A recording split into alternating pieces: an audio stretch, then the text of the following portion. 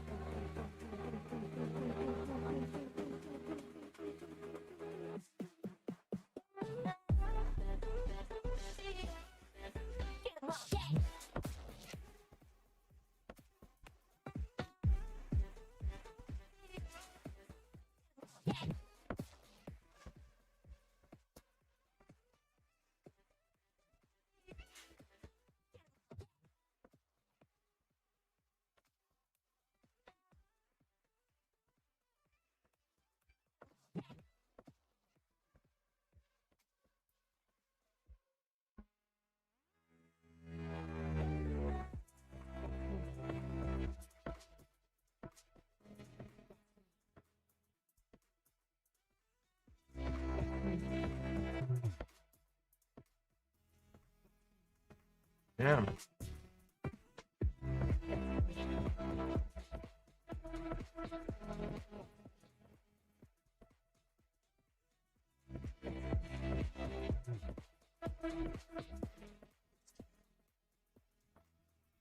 Yep.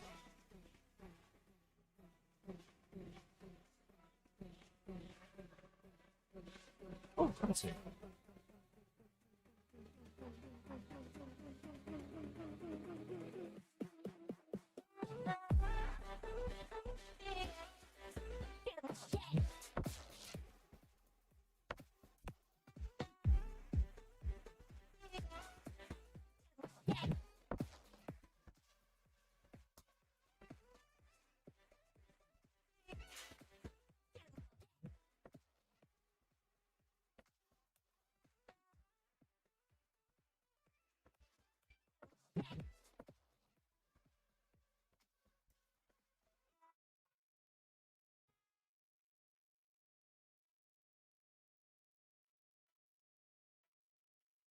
Nice.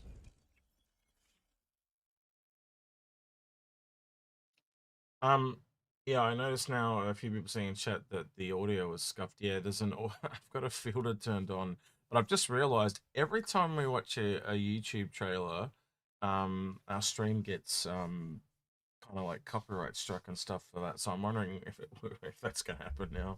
Just realized we watched that, but hopefully it doesn't. It shouldn't, because we'll have permission. And in fact, we have permission. Well, we had permission for the last week while you're away. We did a shanty, and the guy didn't have anything on it. He said it was all good, and it still claimed it. It's like it's got this automatic thing on it now, where if it sees it in another video, it automatically just claims it. It's really strange. So yeah, hopefully I don't have to. Have a problem, because again, that's from a group that I'm part of, and I even was given it by Maker. So I noticed a few things in there. So the yacht club's got a what are they doing there? I noticed the Phoenix were in there. I noticed a couple of reclaimer stuff in there. Yeah, so with the yacht club this year, we're kind of doing a special class for the luxury ships. Basically, there's always been, if you wanted to raise a ship and you had a ship, there was a class you could go in.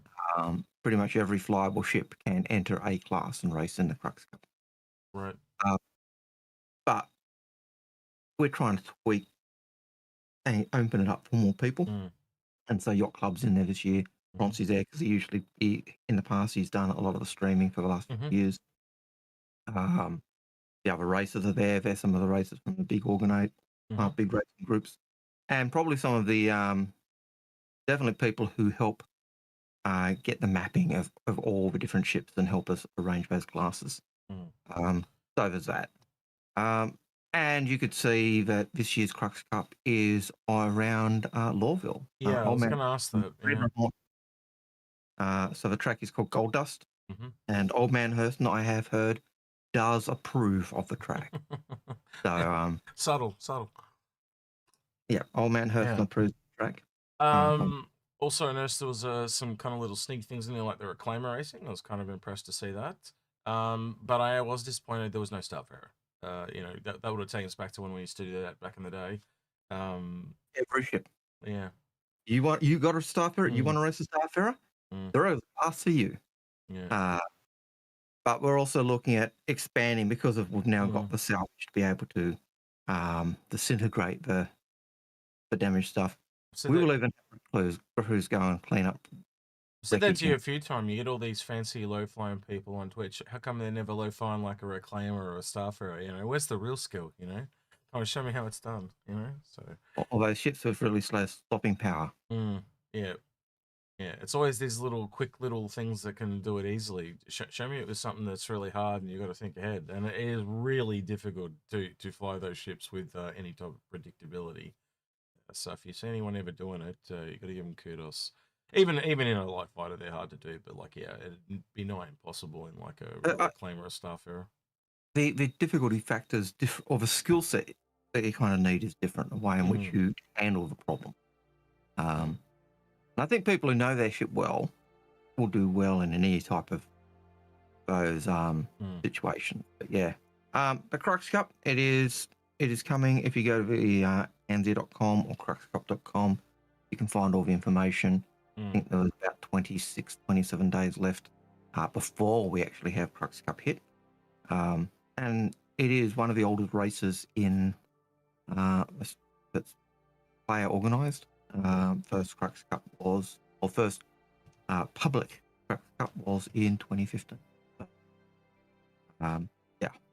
So I've just linked that trailer in both Twitch and YouTube for those of you that are watching. If you want to watch it again, the music itself was just techno type of stuff, but yeah, you really only need to see it. And there was no voiceover apart from expectation going, oh wow. Oh. Yeah, that was about it. Yeah, there was nothing. So you didn't really miss anything. The main message was in the visuals. So those of you, excuse me, those of you that are listening, apologies for that, but yeah. All right, we've only got 2 questions there because this is a very, very, very short stream. Very short stream. But yeah, I know some people say we celebrate when it's a short stream and it means we can go to bed or whatever. It's not quite. We do actually enjoy a stream. It's kind of just us having a bit of fun with it. Yeah. Well, I suppose it does give us value for a reason for watching Star, the Star Citizen, or Inside Star Citizen. So. You guys are they're all making lies of me. That's what it is. You've cleared it up with. Okay. I was saying, we should just do the Inside Star Citizen as a standalone. I'm like, man, we just need a break. And today it's like, we might need it to fill the gap. Yes, yeah. It's all right. I've got it queued up. We'll go watch that. Get a few more questions going in, and otherwise. But I'm noticing there's a lot of people streaming at this time, so it's not our usual time, Algared. So yeah, I've noticed Paul's streaming, Space's streaming. So yeah, there's a lot more people at this time. So yeah, it's interesting to see. But see how it goes. All right, I'm gonna flick us over to this, and we're gonna watch expanding branding. I see. All right, here we go, Algared. You right to go? Yep. All right, here we go. Oh, wait. I will turn the sound off for this one while I'm thinking of it. The filter. Where is it? Here we go. I can hear it. Yeah, I got to go into about 10 different steps to turn it off. Although I could hear the yeah. Because you're in Discord with me. All right, here we go.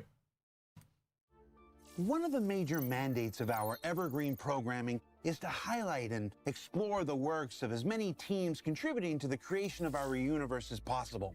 And on this continuing road to Alpha 323, 4.0, and beyond, we periodically detour onto the proverbial side streets, if you would, and dedicate some time to those aspects you might not discover following the development of any other game.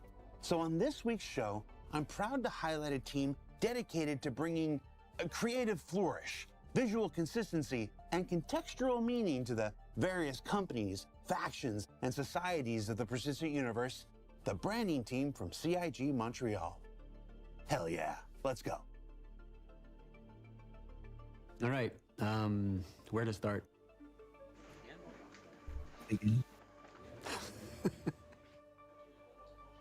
I joined the team in January, about 2 years ago it was. I was coming in from an experience at another company where I had set up the first branding team for a video game, which was a really interesting experience. So when I heard about the opportunity to do it for Star Citizen and build a branding team for a project like that was something that is, you don't want to pass up on.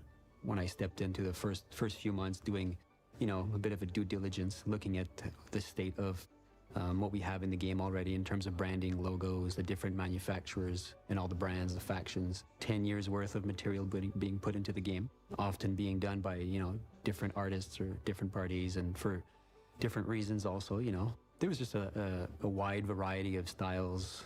There would be a lot of different interpretations for a single brand. And that was something that I noticed right away and that I wanted to tackle as soon as I joined the team, is to try and bring a unifying vision, a bit more consistency to, just help support the Star Citizen narrative, also to augment greatly in terms of immersion.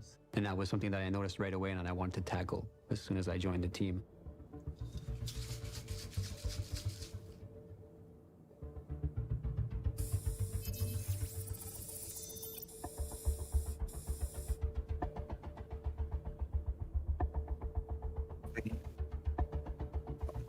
You say something, Algared? So graffiti and confirmed. Yeah. In-game branding is not only about defining, like creating logos and nice posters and cute little signs. We get involved with character design, the ships, you know, creating the manufacturers for the ships. We touch marketing, we touch web. It's just such a wide range of different applications and topics that we go through. I think it's as important as any other parts of the game. It creates brand cohesion and a really good immersion for the player. If it comes to, obviously like brands and logos, you know, if it's a ship, you know, make it look real professional, like it's a, you know, like in real life, like a fancy car company or something like that, you know. Well, branding is an important part of the environment development. You know, developing the locations, I think it helps a lot with immersion. One of the things that we've tackled recently is some navigational signage for the landing zone. So, you know, putting up maps, putting up signage, different assets that we add to the game to help the player understand his environment, understand the gameplay, understand the locations, the story, the narrative. It adds a visual component. I do actually remember seeing a lot of that, Algared. Like a lot of new signage going up. This was back around AIE. There's a lot more I remember we arrows. talked about it. Iconography. They had you can now see a lot of iconography around the place. So when you're looking for something, like you can use that same icon, and I'm assuming they have the same icon at every single landing zone, or at least a version of it at every single one. I don't know. It's going to be very coherent anyway. Yeah, it was one of the things we picked up at IAE, and we both talked about. I remember us talking about it because it was that makes it easy. That looks good. It was crisp, and it was also kind of had that crisp and clearness about it. So you weren't in doubt as to what it was meaning. So that was good. It's going to be different having that kind of planned, because like think about how that carries through the quality of the signage. Like I know this sounds like a weird thing to talk about, like signage, but like in most games they either don't have signs or they're not that big that it's not warranted. But with a game of this scale and scope, it like the fact that it's required kind of sounds a bit lunacy, if you know what I mean. But like it's gonna put it on a different quality bar. I think so. You know, if you've got good signage, we can almost get by without needing maps. Like, I don't know about you, but some games, if I'm playing, even though the signs, I end up opening the map to work out where the hell I'm going just because it's not clear. Now, maybe people will still use the map and just run following the map. But I think if we've got good, clear signage, then we don't need to keep opening another app to find out where the hell I am. Yeah, the star map as well, like that iconography. I wonder if it's going to carry over. It'd be good to see. All right. To the narrative to create a more impactful story. So you have the brand, like the narrative that people know, but then with the visuals, we can add an extra layer to it. In Star Citizen, especially for the manufacturers, you know, everything revolves around ships, and the manufacturers are very important in their core to the gameplay and the identity of the game. And I noticed that, you know, a lot of these very important brands didn't have that unifying vision that we were looking for. So Mirai was a new brand that we... I was going to say, I'd probably explain why they brought in that new logo for Drake too. You know how it just got the D? Like they shortened it from Drake Interplanetary just down to the D. Yeah, a bit like the old Telstra, you know. Yeah. Drinking it down, but trying to keep visuals or colours the same so that you still got that brand recognition. Keep it simple, yeah. Keep it simple. Yeah. Because the old KISS principle works all the time. Which was basically a performance division of MISC. So when you look at Mirai, we start off with brand and positioning, the brand bio, so a history of the brand, basically, a little bit what they're about, a tagline. So this is where, you know, we're collaborating with the narrative team to come up with these the information for this, and then that is the starting point. That's all part of the brand style guide. A style guide is for everyone to really get to understand the company, and you try to keep it simple, but you put all the elements you need, like the logos, the colors you're allowed to use, the typography that goes with that company, even shapes.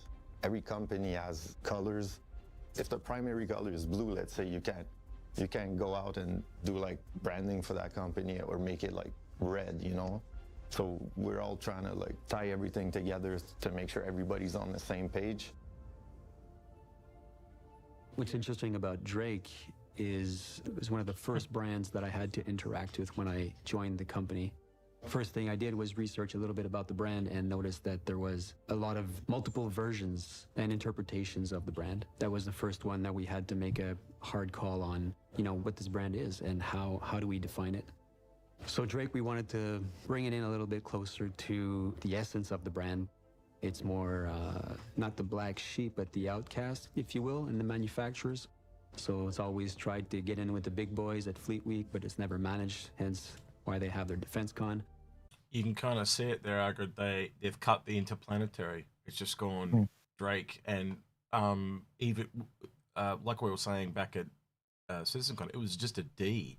I don't know if it's still at the website at the moment, but they cut it right back to just that D. I don't know, we'll see where it went. It's just interesting to see that he went the same place we went. But anyway. A little bit on the side. So we wanted to tie into that and wanted to have that, not that evil vibe to it, but that, you know, the outcast vibe, a little bit rebellious. So the black and red was an obvious choice. And it's something that we had already in the game for DefenseCon, and I thought that worked better than anything else that we had previously produced. Same thing, we're looking at Crusader. We noticed that ships are using red and gray branding on the ships for Crusader. If you visit Horizon, there's a showroom that they have there that's completely all black and white. If you walk around the halls on Horizon, you notice there's some branding for Crusader that is blue and white.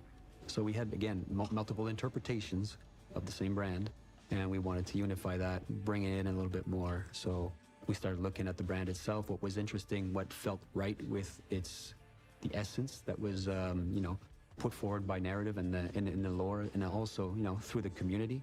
And we came up with the version of Crusader that we have now.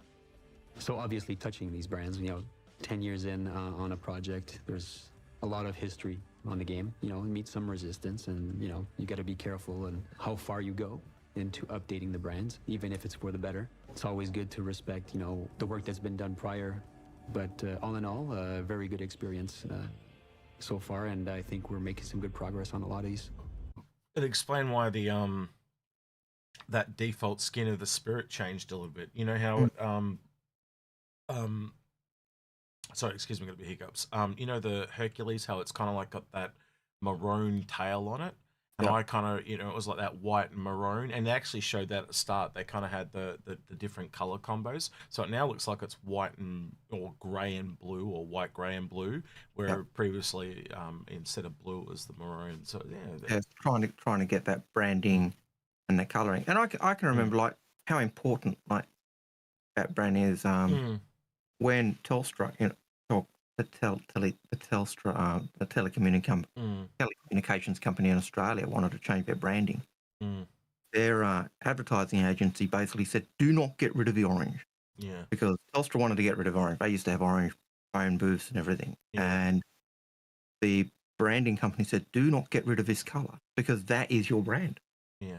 And so they got rid of telecom and just had a T. But it was at that time, the company wanted to ditch the orange altogether, and the color they brought in to go with it was actually the opposite color, which was blue. So that's why you see a lot of blue and orange now. So that was the key thing. At the time, they just had it orange, and now you start to see blue as well. So yeah. So getting back to Crusader, though, the other thing I found interesting was why I think the maroon kind of worked, all those colors, is if you look at the planet Crusader itself, it's got those pink and reddy type of tones, but also I can see why blue works too, because it's the city in the clouds. So you've got the white, the greys, and the blue, which is those colors of clouds in the sky and that. So they both kind of work. So I can see why they were used in the past as well. So yeah. And then the other thing that I've been looking at is, does this look too much like another brand? And so they're looking, as they're going through that, they're trying to make the brands unique without making them look too much like another brand. So you've got that aspect that gets get thought about as well. Yeah, so obviously there's another company that probably it was too close to that color palette. All right.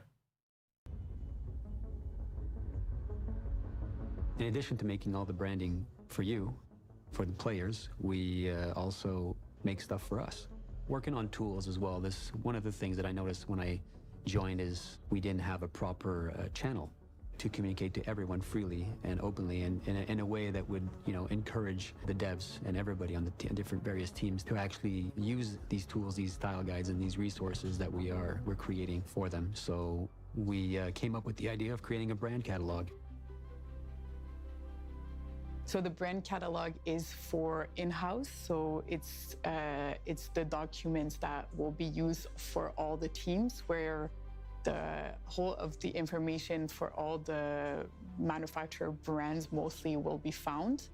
And you will have downloadable links for all the assets. So everything will become super cohesive for in-house, and also when everything comes out in game and in marketing.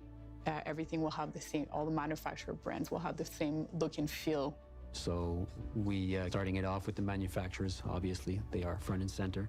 Did you notice, Algared? Yeah. That all the heads were blurred out? Yeah. Right? And that is not in the video. That is post-processing. So whoever's that face is, it's probably someone from Squadron. I'm just curious if it is or not, but yeah. Yeah. All right. Yeah.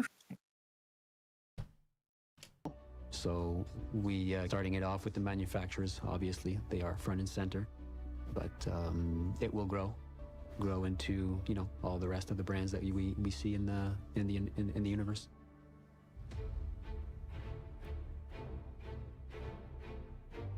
Pyro was, I think, is one of my favorite mandates we've done so far for the branding team.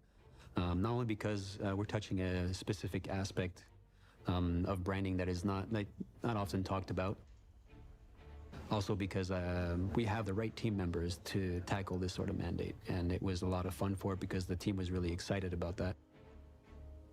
Graffiti is another part of my background, which me and Max worked a lot on this aspect back in the days in our life. So we had a lot of fun building the graffiti structure. Each graffiti style were really existing graffiti style from around the world, and we had to reproduce as much accurately possible the tags, throw-ups, murals, or any aspect of the realness of graffiti, which that was a lot of fun.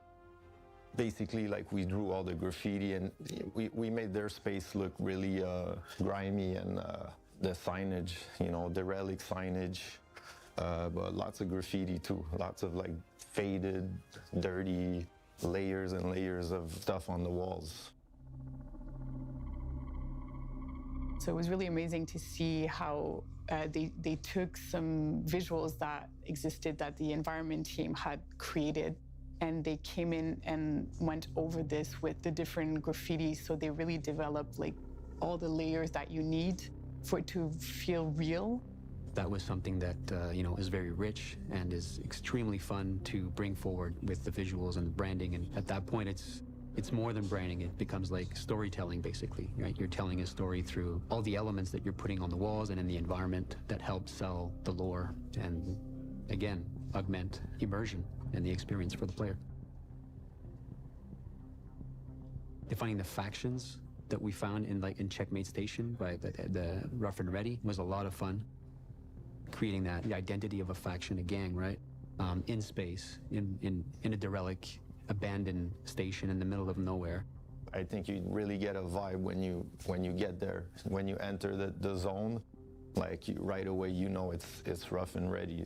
They made the logo like a big sculpture, so I thought this was pretty cool from like where it started to where it's at now. I think the graffiti and the sculpture does it mostly. I think the that whole tone of the branding, Algared, is like carried right through that Pyro, like the Pyro preview that we saw, and it's really set the groundwork. And now I kind of see they're showing this, it actually makes so much more sense. If that's the kind of groundwork that they're building off now, you can almost see the difference very clearly between where Pyro is compared to how Stanton was built. Yeah. Like it's got a lot more direction on it, where Stanton was kind of a bit more free form and came out over a longer period of time. So like there's a lot more how am I'm trying to articulate this properly, but like going forward, going into new systems, I think that's a lot stronger effort moving forward, and it was more mature of a place. I don't know what else to say. Yeah, I think one of the advantages that Stanton had that helped still give it that difference of location and everything else was the fact that Stanton's planets came in over a period of years. Yeah, it was a bit more organic. Where this is a bit more probably a bit more planned, but the strengths to both, like organic things kind of grow over time, where planned and structured though tend to work out better. If you know what I mean. Organic things always have this hodgepodge feel to them because they're growing naturally. And you'd expect that you almost want every system to have that, but when you're putting out a system like all of Pyro in one hit, you're going to need that planned approach because you're not going to have that organic growth in that system like we did with Stanton, where the planets didn't even exist. It was more build each piece out, whereas now we're building the whole system out at a time. So there is that need for that plan, but you can actually see it going through. I can even just see on that picture there that's on the screen, you can actually see some of the iconography is still there on the signs on the left-hand side. So I don't know if this is like detractionary or whatever, but this is what I'm trying to say. Like by being it planned, it felt a bit more samey across the board.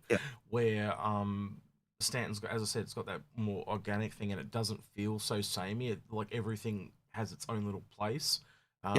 Where Pyro, it almost feels like it's all being painted with the same brush. But I don't know. It's good for some things and bad for others. It's obviously a lot more consistent in Pyro, but it makes it feel smaller too, if you know what I mean. Yeah. So yeah. But I think given that Pyro's more back gang based, suppose you are looking at the way in which gangs mark their territory and that. So there's that element.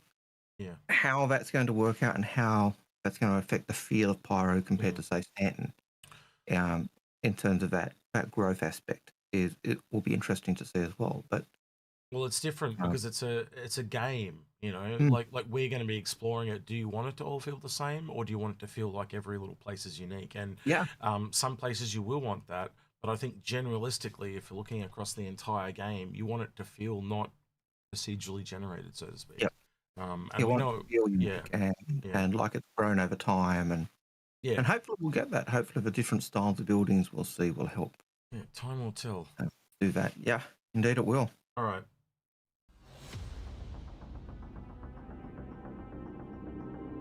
Had the opportunity to work with the character team to define a little bit of the tattoos that go in line with the direction that we had, for the type of faction we wanted this gang to look like.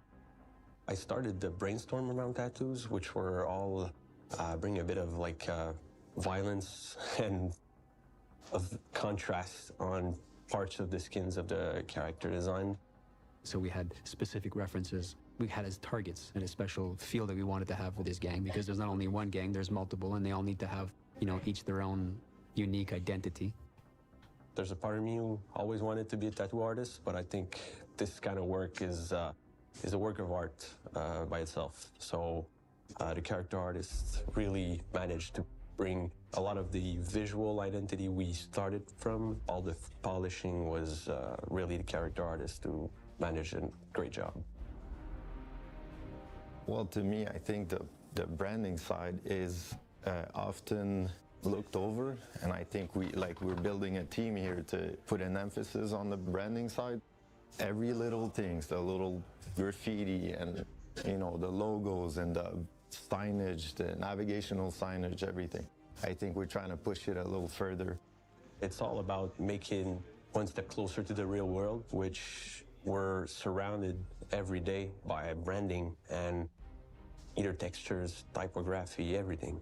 I think we're the cherry on top of the sundae. I think that branding makes the whole game feel more real And I think this is where we can also develop like this emotional connection to everything that you see in game and everything that the player uses, buys, and interacts with. The opportunity to do graphic design and advertisement, fake advertisement within a game, so rich and deep as Star Citizen is. I mean, I don't know a graphic designer that wouldn't want to like to contribute or participate or be part of a team like this. I mean, there's so much variety. There's so much to do. The lore and the narrative is so rich. It's just a never-ending stream of opportunity to create really cool stuff.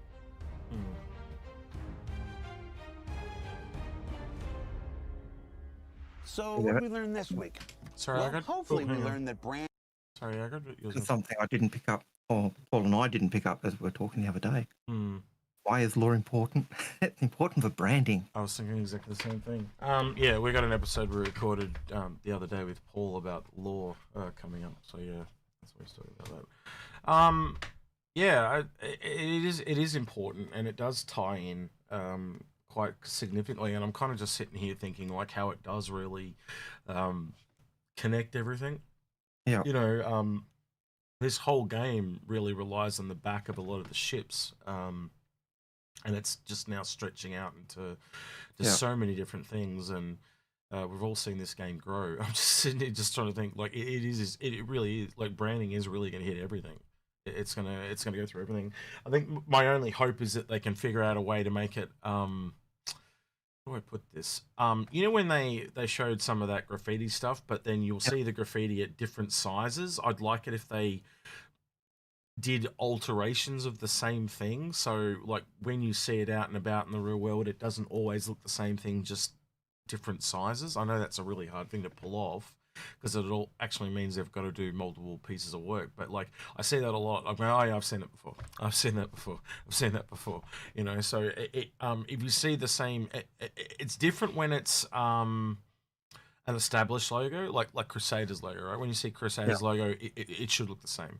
But when it's something that's meant to be hand done, like graffiti, I think they need to make it look a bit more organic.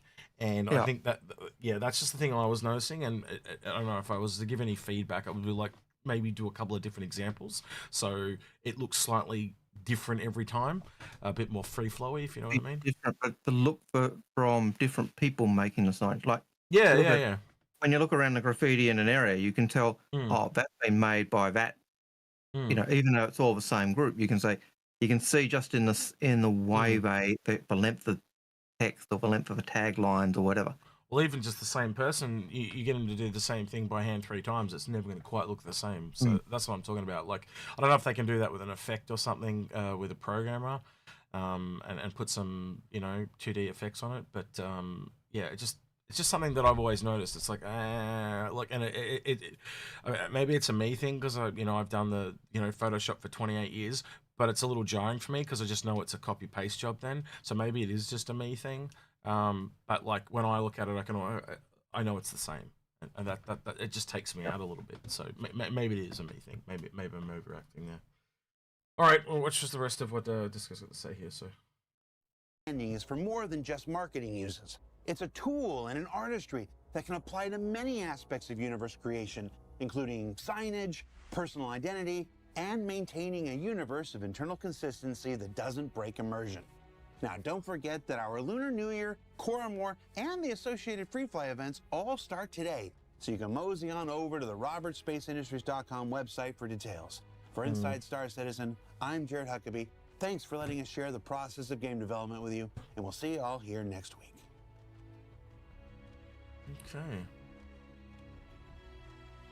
Okay, I can see shoes in the thumbnail, so we got something else coming up.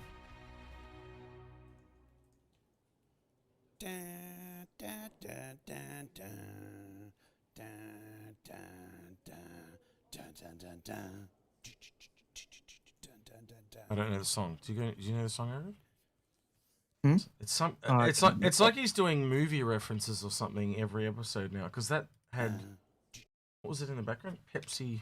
Godzilla. It's Godzilla kind of. Godzilla? I don't notice his tunes. Have you ever actually hummed them? But anyway, yeah, I didn't get that one. So yeah, all right, maybe somebody check and tell us that one because I didn't get that one quite right, obviously. I saw the post right now. Godzilla. Okay, yeah.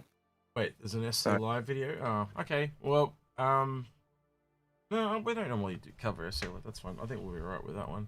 We got a couple of questions to go now. We do have a few questions. So I'll let you kick out a Algared. Go for it.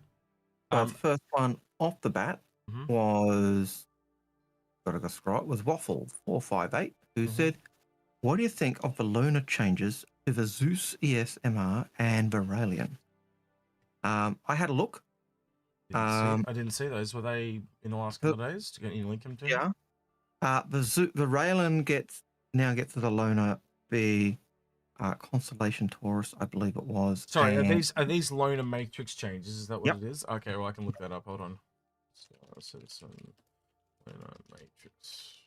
So the Viralian's getting the Constellation Taurus and the Sulian. That's a perfect change for the Viralian because of what it is. The Zeus MR, again, not the best ship, I don't think, for that change, and yet it's a perfect ship because the MR is a bounty hunting ship, and the Cut Blue is probably the best bounty hunting ship that we've got so far because it's the biggest of those we've got.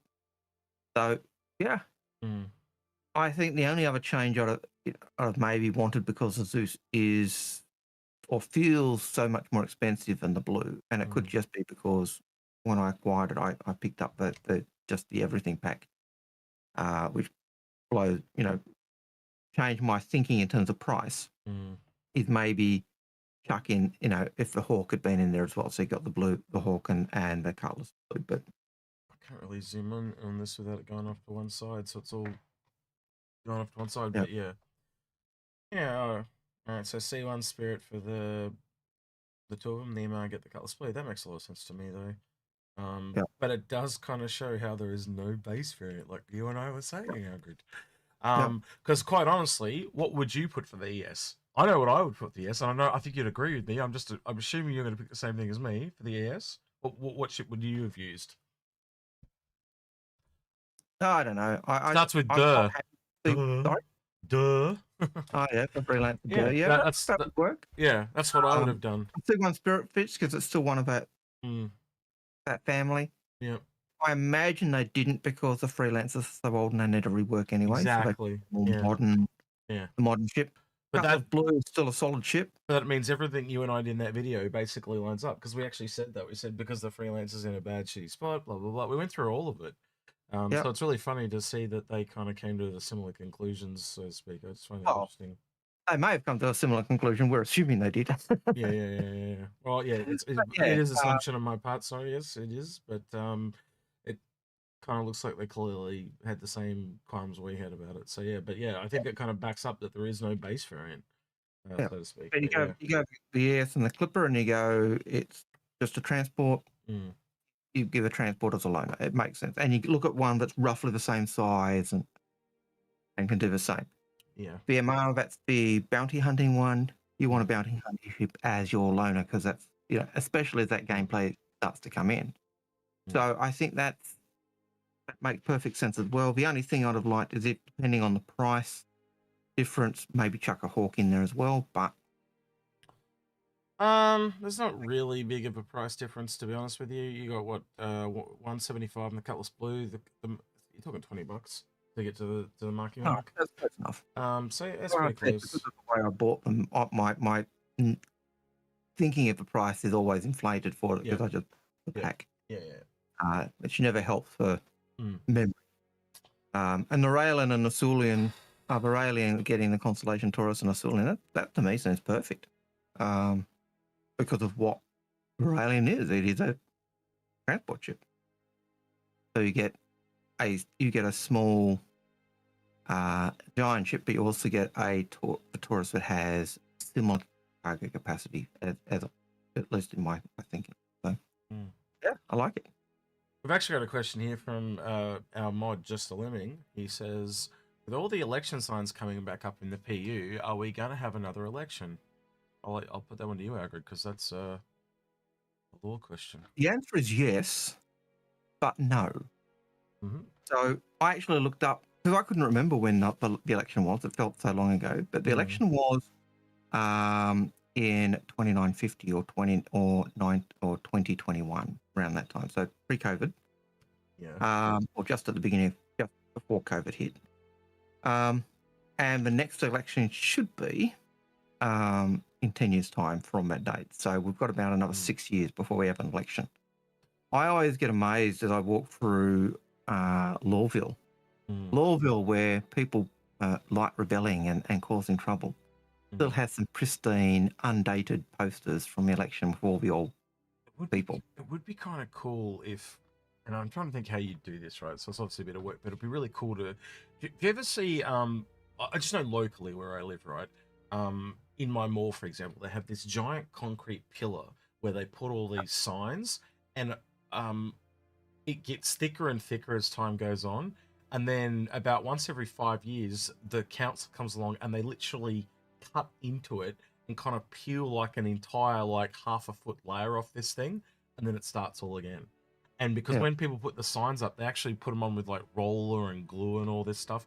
I'm just wondering, it'd be kind of cool if you could kind of have that, like, 5 years later, someone, you know, pulls down a poster and there's like this older poster behind it that's just like totally I don't know, maybe I'm getting way too detailed, but like it'd be kind of cool, you know, like if you could show that, well, no one really looks after this area. Someone put a poster up and it's just been sitting there for like 15 years just under that, you know, and it's got a bit of rain and sun damage. I don't know. I don't know if they're going to ever go to that level of detail, but yeah, it'd be kind of interesting to see if they ever did. But yeah, I think it's too much. Now I think about it, it's too much.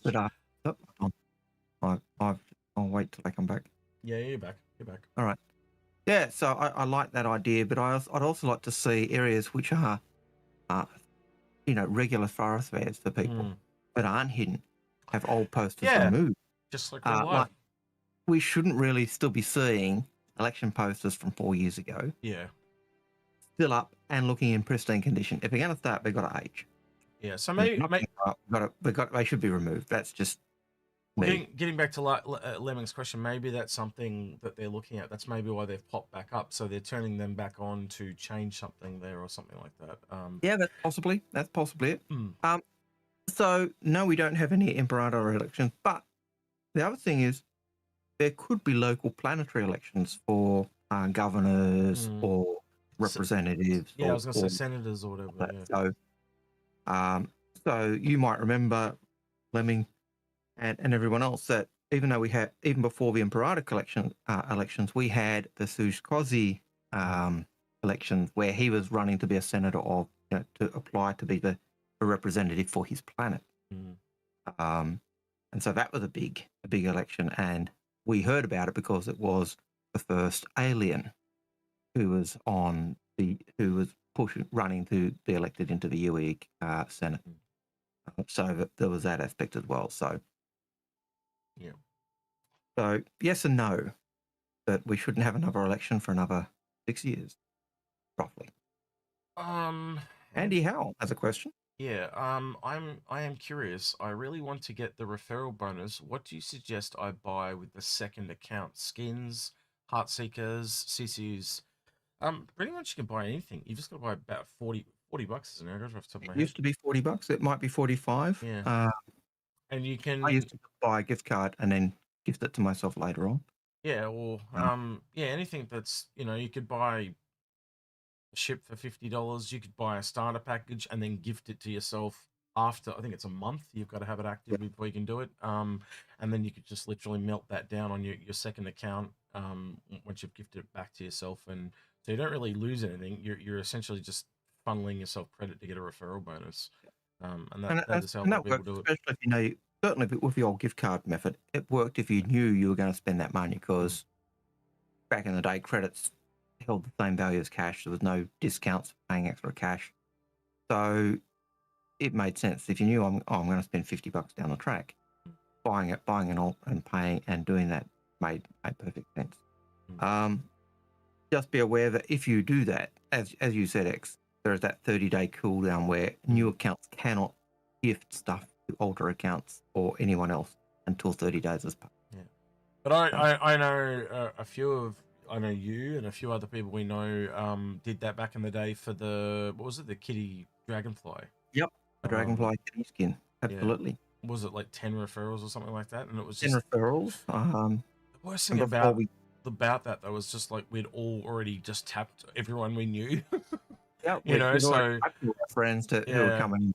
And so now you got this referral system, and like you just tapped everyone. Like, so we got nothing for referring people for free, so to speak. But yeah, yeah, so that's interesting. But yeah, no. So we back when the kitty one was out, we'd actually do accounts for each other.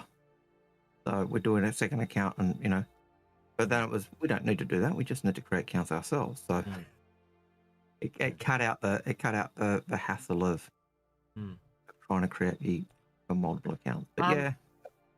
Do you want to talk about why we had this image here and the other stuff that you found in the monthly report, or do you want to leave that for later? No, we can talk about that there. So I'll ask the question. We really need a question. The question is, why have you got a storm AA when you're not even talking about it?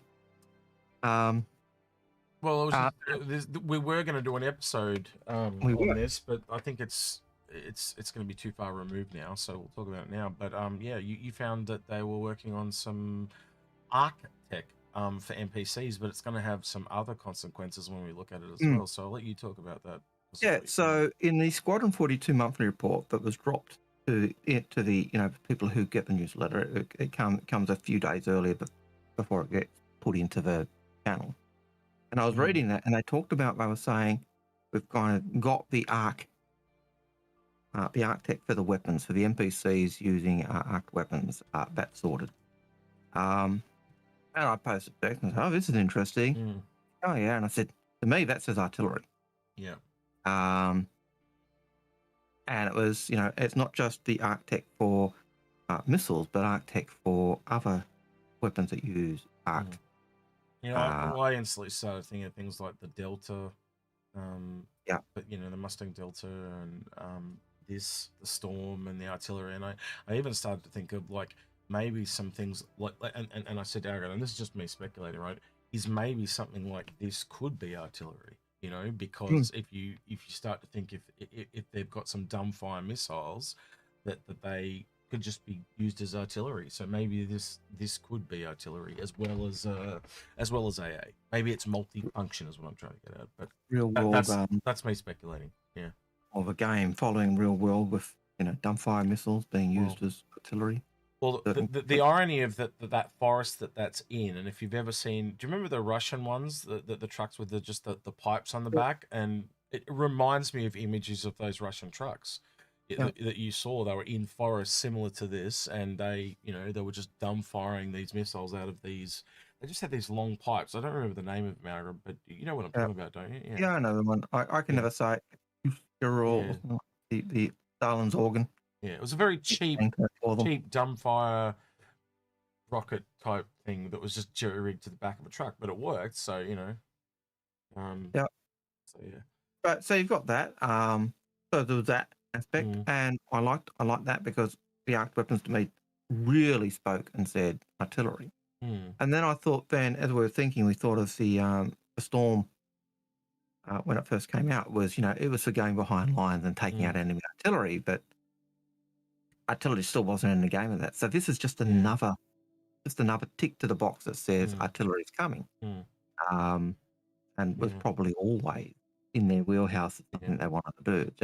Being a military game too, that if it doesn't have some kind of artillery in there, I'll be really surprised for Squadron 42.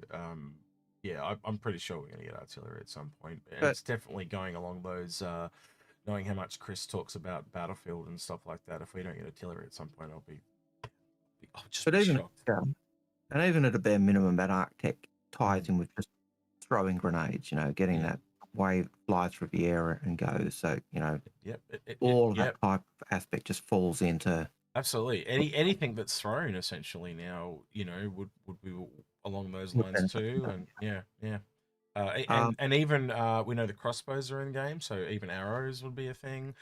Bullets, that have drop. I know it's not as well established, but you can start to see very quickly, you know, you put in your physics and the weight and that type of thing, and it just changes the way something arcs. So yeah, I'm saying, and even bombs, like the way they come out of the bottom of the ships and stuff as well, they're going to use arcs and all that type of thing. So yeah, you're not wrong. It's got far-reaching consequences.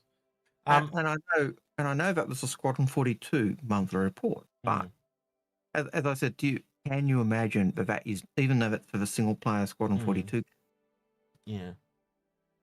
I cannot imagine that not being something that goes straight across to the PU once they've kind of tied those knots and dotted their I's and crossed their T's and the rest of it. So yeah, for me that was exciting. And then the other one, there were a couple of other tidbits in there. The other big one that I point out to you was they had actually reworked the Javelin, not just touched it up, but reworked the whole Javelin, which was another big one. And because the Javelin's kind of already done and in game, they're either polishing it or that's getting it ready for the PU. So yeah, and that's me, that was another big. That's what I said to you at the time. Knowing things are feature complete now, you know, it's definitely got some player connotations in there for sure. Yeah, so that, you know, hopefully that means we get the Javelin in players' hands sooner rather than later. Probably. Yeah, and even if we don't, it means, you know, I could see that being, even if it's just a Squadron, it's giving it the gold pass, but it's also part of that optimization. It's getting rid of, you know, it's tidying things up and cleaning it up. And that ultimately again will come across to the PU, so we'll get the benefits of that in the PU as well. So yeah, it's just one of those little tidbits. And the third thing I did notice was they were talking about they were doing cleanup of a star map with specific reference to Odin, the Odin system. And so that was another little tidbit I thought saw and liked, and I thought, yeah. It felt like a short read, but it felt like there was a lot that they were putting in there. And again, as I've been saying for the last year and a half or 2 years, it sounded like polishing talk and finishing talk. And have you kind of noticed? I'm going to change speed here a little bit. Have you noticed too in the last, I'll say fortnight, right? But a lot of people, all of a sudden, it's like they've just realized that all that stuff that they talked at CitizenCon is coming now. It's like you and I were like, oh yeah, that'll be here, you know, real soon. Yeah. Well, because come within the next 12 months. Yeah. But like they were like, oh yeah, like there were people at the time going, yeah, that won't be in the next 12 months. It's too big.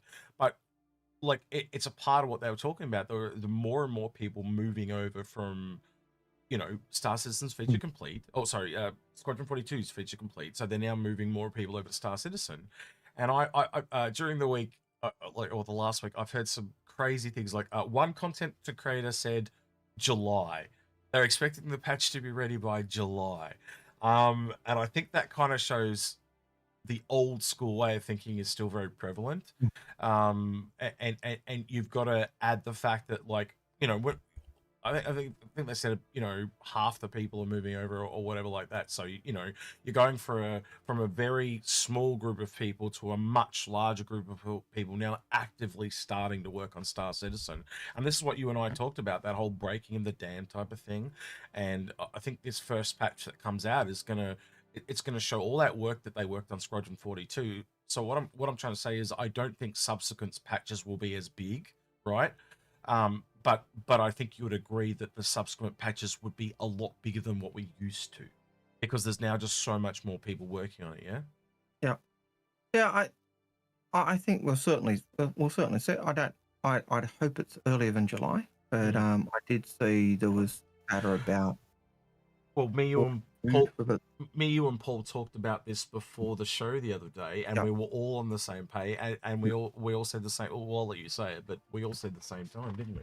Yeah, we're all hoping that, you know. Hoping, yes. But I have seen since we did that, there was talk about patch coming in, you know, beginning of quarter 2, or it had been shifted to quarter 2, and that was in the progress tracker. But I didn't really delve into that. I'm not sure. Not 100%. Probably pieces of it have been delayed. not all of it. I've heard that too, that certain things have been delayed. But and that makes sense. We're talking about .23 is what we're talking about specifically. We're not talking about all the content. We're talking about .23. And what me, you, and Paul said was basically it's got to come for Invictus at the earliest, right? And we also know that all the events that Disco was talking about today, so like Valentine's Day, St. Patrick's Day, and the Chinese New Year, they were all in the patch that happened in December. So they knew that they had other stuff coming, and it was going to be after that already. So you've got to assume that it comes sometime between St. Patrick's Day and Invictus. So the end of May at the latest. Yeah, and when we knew that from the leaks, from the the data mine stuff, that they had the skins for Patrick's Day and Valentine's Day and all the rest of it already in, so you could actually mine and find out which ships were getting which skins. That gave you an indication of, okay, that's the cutoff. That's 322. Everything after that's 323. They're going to need that for that patch, and so it gives you the possible start period up. So yeah, but as we said, Invictus at the latest just because it fits. Yeah, but 24 or whatever the next patch is called, or 25, they'll come as well, and yes, more and more content will come over. But yeah, I just found it really interesting that people were thinking it was going to be so far away. But yeah, I don't know. I really hope this year allows CIG to kind of show that there are more people working on it. I've heard other content creators talking about how certain people saying things are speeding up. I think this year should hopefully, if what CIG is telling us, if it speeds up significantly, it'll show just how little Star System was worked on up until this point, and how much more power they have now that people are moving in the Star System. Because it'd be interesting, like it'll almost kind of in a weird way tell us how big Squadron's going to be before it gets here, if you know what I mean, because like the sheer power of work that they get done, and if this is only like half of the power they've got to bring to bear, so to speak, you can kind of go, well, if that had all the power, like wow, so yeah, how much is it going to be? Yeah, I get what you're saying, and the other thing, as I was just thinking, is as they do get more, and as we see that growth, as we see that coming into Squadron, it really does show the depth as well. And I know I'm waffling because I've just lost the key idea I had, and I'm going to stop there because I just can't get it back. It's all right. It'll come back in a minute. Syndrome. It always comes back in a minute. Don't worry, man. I'm much the same as well. I was kind of in mid thought, and it just drifted away. All right, we'll move on to another question, and maybe we'll come back to you. So we've got Jock Cop. There's after SC Live and the April date, what chips can you see coming in 23? Or in 23, sorry. At a guess, the G12 seem likely. I actually got a very simple way to answer this one, Algared. If you go to our website, me and Algared did a video. I'm going to flick it over. Hang on, I'm going to flick it over to this. Hold on. This one? Yeah. So whereabouts was it, Algared? If we had to guess, it was. We're going back to AIE, yeah. CitizenCon, even it was CitizenCon, wasn't it? So it would have been for CitizenCon. Coming of a new ships. Like it was this one, identifying the mystery. This is the tinfoil hat episode, our favorite one of last year.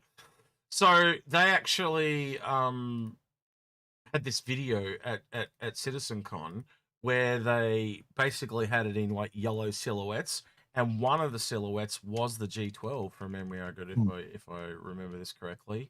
There's a lot of people. There's the medical Ursa. You and I kind of reckon on that one. We assume it's a medical Ursa, but yes. The very first one though, I did a short on this, but we've never actually kind of talked about it. But this is apparently called the Mirai Pulse, and it's a hover bike from Mirai.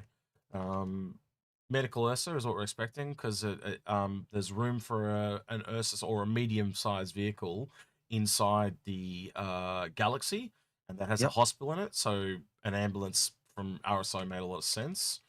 I'm just going to cut through this. That's the repair version of the MPUV that was from way back when. So the first ones are pretty easy if you follow the game as long as me and Algared have. This is the one that's probably the most interesting of everything, wasn't it, Algared? Yeah. It's the one that has language from several manufacturers. The only thing we could kind of conclusively prove, and I probably show it somewhere here in the video if I cut through enough, is the size. So behind my fat head there that you can't see, there's actually a person, and most video game characters, when they make a male, it is 1.8 meters tall. So armed with that little bit of developer information, I basically turned them all sideways and laid them under the ship, and I got like 13 of them, and it was like, I think it was 23.6 meters or something like that, if I'm remembering it correctly. And it basically made it that this thing is like fighter sized. And I did talk to Paul after we recorded this episode, and he did actually say the only other, because it also has a cargo bay there, you can actually kind of see the cube. Wait, I got it on this video. So that cube there, it also heavily implies it's got cargo. Paul said it could actually be a Bearcat, or Bear Claw from Aegis as well, so it does fall under the Aegis. But what were the ones? Crusader, Aegis, RSI, and I think we even had Anvil. The only one that really didn't kind of fit was Argo. But again, at that size, it would be technically fall under fighter or advanced starter in size. And again, being cargo, it was interesting. And that this part here actually looks like a staired ramp that drops down. But yeah, the manufacturer at the end of the day is the hardest part to obtain, because it's just got styles of a few different ones in there, and again, blurred and all that type of thing. But a lot of people thought it was like a mini Spirit too, didn't they, Algared? We had people even saying it was a Nautilus and things like that. But once you took the scale into account, you took that scale into account. Yeah. You look. Even if you go back to the beginning where you saw the Mirai ships, you saw that person scale, and every one along you see the person scale, and it gets smaller and smaller. And the very last ship that was there, I originally said, "Oh, there's no person," and then you look and there's this little dot. They gave you that. But those 10 ships or so that we saw in that video, they were the ships that John Cruz basically said, "These are what we're getting next year." Yeah. So yeah, that kind of answers your question. I'm just kind of going through this quickly to kind of tell you what to kind of expect. So, I thought the G12 was on here, but it's not. Another ship by Mirai. No, honestly, the reason I brought this up was I thought the G12 was in here, but it clearly is not, because we've gone past them. And now it doesn't want to load because I've tabbed all the way through it. The Tadakan, which is the Legionnaires coming, that also has got some gameplay connotations too, doesn't it, Algared? Because of hacking, and boarding and things like that. We had the stuff duck, doesn't it? Yeah, well, it's the reason why I call it the Tadakan, I've had a few people ask me, is it's clearly grown in size. It just appears way fatter than it was. Like it's grown, and it's like they're trying to keep it contained, and it's just, to try and keep the shape and stylings that it had, but they obviously designed it too small at the start. Retaliator Bomber, and I think the last one is just the Polaris, which we've all seen before. So, but yeah, there's some interesting ships coming out. And you can see the little dot. I think you can see the little dot of the person just to the side of Execute's head. Yeah, I've got the mouse pointer there, kind of pointed out. Lemming does point out that apparently the G12 is on the roadmap and getting worked on, so that hopefully answers the question. That would be a nice surprise. So I don't mind surprises, especially nice surprises. Yeah. It'll be interesting to see how they change the G12 to bring it in line with other vehicles, whether they do narrow the chassis. So I know the chassis, the width of the chassis actually gives stability to a fast ship, but the problem I find with it is it limits the ships that can go in. So just a really quick thing there. So Golden Triangles is saying on Twitch, do you consider the Zeus Mark II a tier 2 starter? No, it's not. It's technically, you got to look at essentially the sizes are based on pad sizes, right? So you look at things like the Aurora and stuff like that, they are small. And then technically when you move up to the next one, they are also a small, but it's a price-based thing, right? So when you actually get to say something like a Zeus, a Freelancer, a Cutlass, and a Spirit, they are actually technically medium, right? And so that actually, they're not a starter at all then. But you've now clearly moved into medium, and then the one after that is when you get into things like constellations, MSRs, and they go to a large. So there is actually a very clear progression in ship sizes and stuff like that. Even on the small one's the trickiest one to articulate, though, isn't it, because they are very similar in size, but they're not even similar in size. But you know what I mean? Like, they're the same pad, but there is a growth, and it's really hard to kind of like, how do you tell the difference between an Avenger, for example, and an Aurora, right? And it's the facilities and things like that, because the scariest one that walks the line's the Cutter and the Rambler, because the Rambler actually goes from starter into advanced starter territory. You know what I mean? So, and it's been designed that way. It's the highest level starter and the lowest level advanced starter in the Rambler. So, and when you look at, say, the Auroras that have different sizes or different ways of different ships, sorry, not different sizes, but the different facilities on the ship, the ship doesn't change. The cargo's capacity doesn't really change, except on the clip, and it takes a bigger box. When you look at the Rambler, you actually have the internal cargo space shrinking and being almost negated as other systems are added and turned into that ship. So it really does become they don't call it a tier 2 starter, by the way. They call it an advanced starter, is what they call them. So it seems to be this progression of starter, advanced starter, and then medium. It seems the way they've gone, and there's quite a few ships that fall under that advanced starter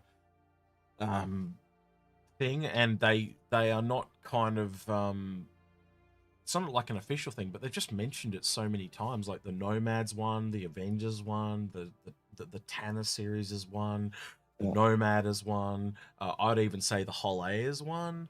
You know, like, and it's and then alongside that, you've got what they call the profession starters, which exactly we find advanced starters as well, but they're focused on the profession, and they're just a little bit because how do you, and just to put it into what Algared's saying there, you've got things like the Hull A and the Herald, but then by the same token, it goes right up to the bigger side, right? And these ships lean into the medium, which are things like the Vulcan.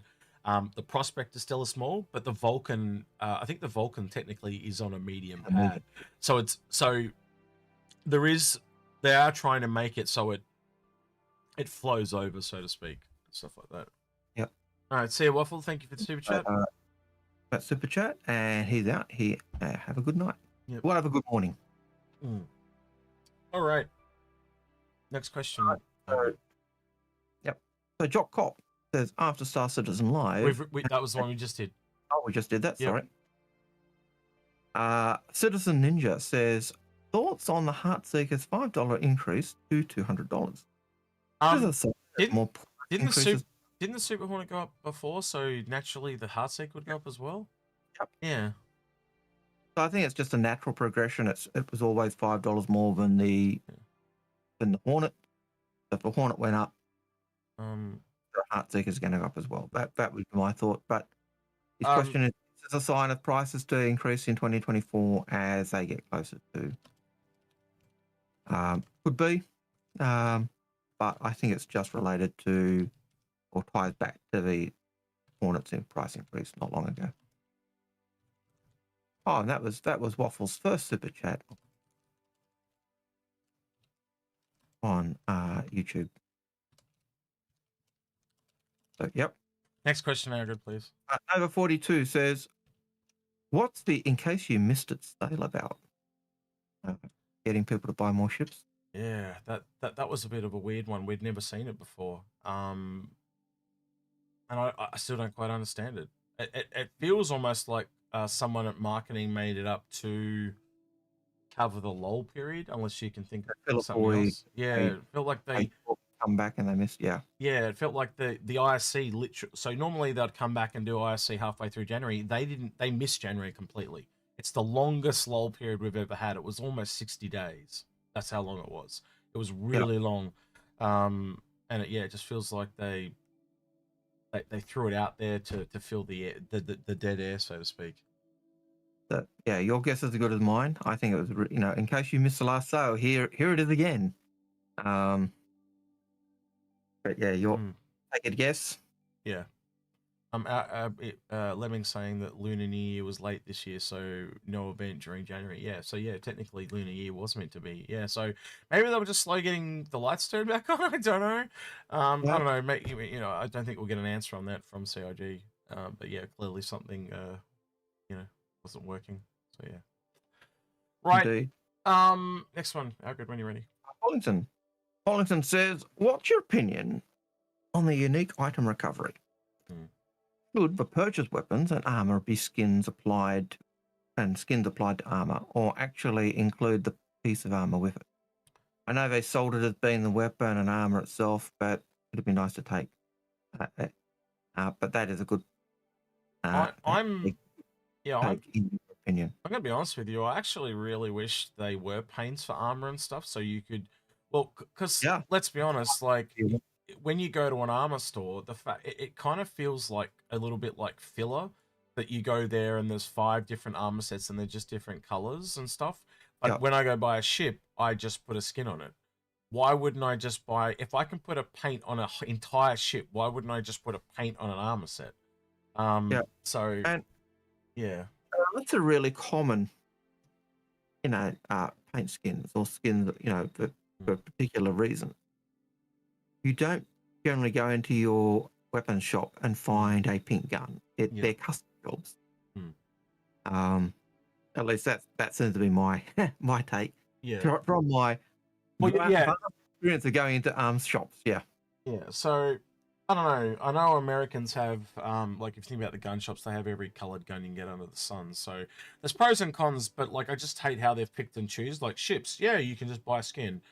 But as soon as it comes to armor, no, you must buy the entire thing the way it is. And I would hope that as more and more items come into the game, like it's fine now when there's not enough stuff to get, items for the economy and stuff. But I'd hope as time goes on, you buy that dust up armor and you just buy it and they ask you what color you want it when you buy it. And if it's set after you've applied the color, that's fine, right? But if you can just pick your color, that would be way better. I don't want to have to go all the way to Timbuktu to pick up a blue this and then go over here and pick up a green this and things like that. I don't want to do that. Yeah. Anything else you want to add to that? I think the question is more nuanced than just skins. It's I buy a gun or I buy the skin or I buy the armor. I lose that armor. Yeah. Am I just going to get a skin back to apply it to another thing, or am I getting the armor back? And I think if you're selling it as armor, he's talking about the subscriber store and things like that, Algared, right? So they have talked about adding a thing like that, but I guess I've taken the part out of it. Talk about it, if I'm paying the price of an armor skin for a unique item, I want to be able to reclaim that item, not just get a skin that I apply to something else. Well, let's be honest; those armor sets are quite expensive for what they are, even with the armor. So, if I'm just getting a skin, sell me it as the price of a skin. Don't sell me the price of the full armor. And if you're selling it me the price of a full armor, give me back the full armor. All right. So we're coming to about almost halfway through the show, and I think we don't have that many questions left. So yeah, if you got just a heads up, if you've got a question, just in either chat, either Twitch or YouTube, just chuck questions somewhere in your question, and it'll come through to me and Algared answer. But yeah, these streams last as long as you guys kind of pump questions, or we hit the 3-hour mark. So yeah, we're coming up to about the halfway point right about now. So and if you've got a question in already, don't send it again. It literally just goes into a bank. We go through them one at a time in the order that we get them. Cavion on Twitch just wasted his question. He gets one question and he wasted. He said, "I have a question," and it literally came through the bot. No, you can ask another one. But yeah, anytime you mention the word question, that comes through to the bot. So what you just said there, come through to the bot. So I'm gonna delete that one because we don't have to do that one. Right. So Shempasta has a question. Yep. There are some Warbond CCUs available right now. Thoughts or opinions? Let's go have a quick look. I believe Aren't they on CCUs that were coming with that last sale, in case you missed it sale? No, I believe they're for certain Crusader ships. And let's have a quick look. Let's discover the truth, so to speak, rather than guessing. Let's go have a look. There are a couple of armor sets in there as well. So we've got like my favorite black and red ones back. They've got some of the other ones as well. But let's have a look. We'll just go through real quick and have a gander. It's not gonna. So we've got. I don't know. It's not going to tell me, is it? I'm going to have to go through and click them individually. Oh dear, this is going to take a while. Well, it usually gives you buying options if it's a buying option. No, here we go. 2 options available. So we've got the Carrick. Last one as well. Yeah, I'm just going to start at the bottom and go up. Makes it easier. So we've got the Carrick. That is a $40 saving. Then we've got the 600i. Which one's that? That's the Explorer. So that is a $30 saving. Yeah, that's pretty.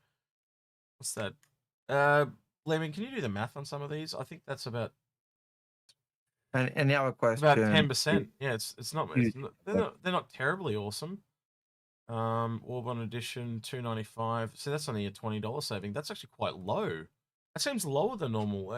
Lemming, just weigh in on that because Lemming does a lot of CCU stuff with me and Algared. So I'm assuming from what that's why I'm asking his opinion. You can speak up if you're in here with us. Yeah, he is. He's in voice with us. He's in here with us. He may not be free to. Yeah. So most of the time, CCUs that are offered for events like this are about 7%. So these are about 9. Yeah, I'm gonna. Yeah, that not normally. Yeah, that's exactly what I would have said. You're pretty much agreeing with me. Yeah, $20 off. That's 10%. Around the 10, a little bit, yeah, around about 10%. So they're not too fantastic. Is there any that you've seen, Lemming, that come to mind? You've probably had a bit more time than me and Algared because we just wake up. All of them are tired and are offered so much. Yeah. I was really hopeful for new things like the raft or the 600i touring or just things that would fill in other gaps. Doesn't this take it back to the old price of the Heartseeker? $195. It does. Yeah, $195. So that's probably the best one there, to be honest with you. So the Heartseeker CCU last year was $185, but it had a 180 ship to go off of, which was the old Hornet. Yeah. So now the best CCU to go off of is probably the Vulture because that gets tons of Orbons also, but it's $10 rather than $5. Yeah. So yeah, true. Yeah, there's not many. Yeah, it's kind of like what Lemming said. Like these events, we tend to just skip because that we've just learned that they're really not the best offered ones. Where some of the ones that, like, so as I said, it's roughly 10%. You correct me if I'm wrong here, Lemming, but like we've seen ones that like 30-35%. Most of the ones at the sales, yeah. Yeah. So the best time to get a Warbond is when it's a concept. Because then you're looking at probably 30 to 40% increase after it goes flight ready. Yeah. But those are really rare. So, and we never see those outside of like Invictus or IE or events like that. Right, real quick. We've just got a raid from Oztech with 32 people. Hey, welcome. Thanks, Oztech, for stopping by. I did stop by Oztech stream during the week and said hello. Nice to see you, bud. Hope you're doing well.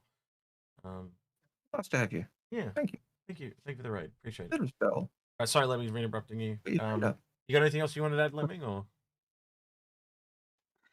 I don't think so. Yeah. The Heartseeker. This is the only time that the Heartseeker is available throughout the year. Yeah. So that's if why you are building CCUs, then this is the only time. Yeah. And it's shit with the coolest nose art. Yeah, that's it. That it's just a skin at the end of the day. But if it's a skin that you like, that this is the time to pick it up. And again, as Lemming said, for $10 you can. It's a CCU. You can, but you have to buy it for Warbond, unfortunately, if you want that discount. But if you don't want the discount, you can buy a couple of them and just build them into buyback and remove that rareness, so to speak, that limitedness. But yeah, obviously you will pay like an extra $15 for the pleasure. Of those ships, that seems to be the ship. And the only ship of note, really. It's a really good ship to use as a source for war bonding. Like, for example, from the steel that we had at the end of the year, for the Inforunners that we had a few weeks ago. So it's good to use for that, but it's just available so rarely. You really have to get them and throw them in the buyback. It's like we always say, CCU game is a waiting game. It really is. So, exactly. Yeah. Yeah. Thanks again, Oztech. Have a good one, bro. Right. I think that kind of wraps that one up, Algared, unless you want to add any more to it. Thank you for the tips, Lemming. Appreciate the backup, Lemming. I tend to look at a lot outside of IE and Invictus. A lot of the war bond sales we get are often chances to fill in a gap if you'd missed it and you don't want to wait. Yeah. You get that one or two rare CUs, like last year when they did a lot of the concierge CCUs, I think they were, or the subscriber CCUs, I think they were actually.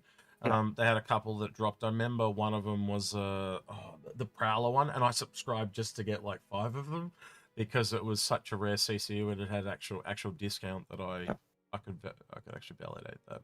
Hey Drazen, good to see you, mate. Definitely in that sale, as Lemming pointed out, and you pointed out, but that Heartseeker only is available during Coromore. Yeah. The only time you can get that Hornet with that skin. And that price increase on the Hornet was always really just a skin price. Coromon is Valentine's Day for normal people. Yeah, I just want to tell the normal people. That's why I said Valentine's Day and for those people who didn't know. I don't know. That's why I never use the in-game year numbers or anything like that. I just find it too confusing to follow personally. But yeah. Right.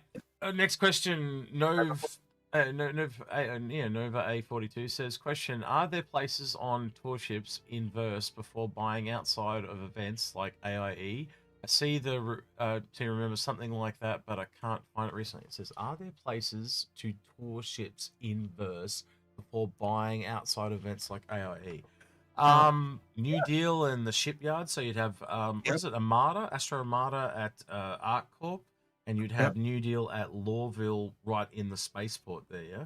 And you used to have the ship buying. The Drake one. That was Levski, wasn't it?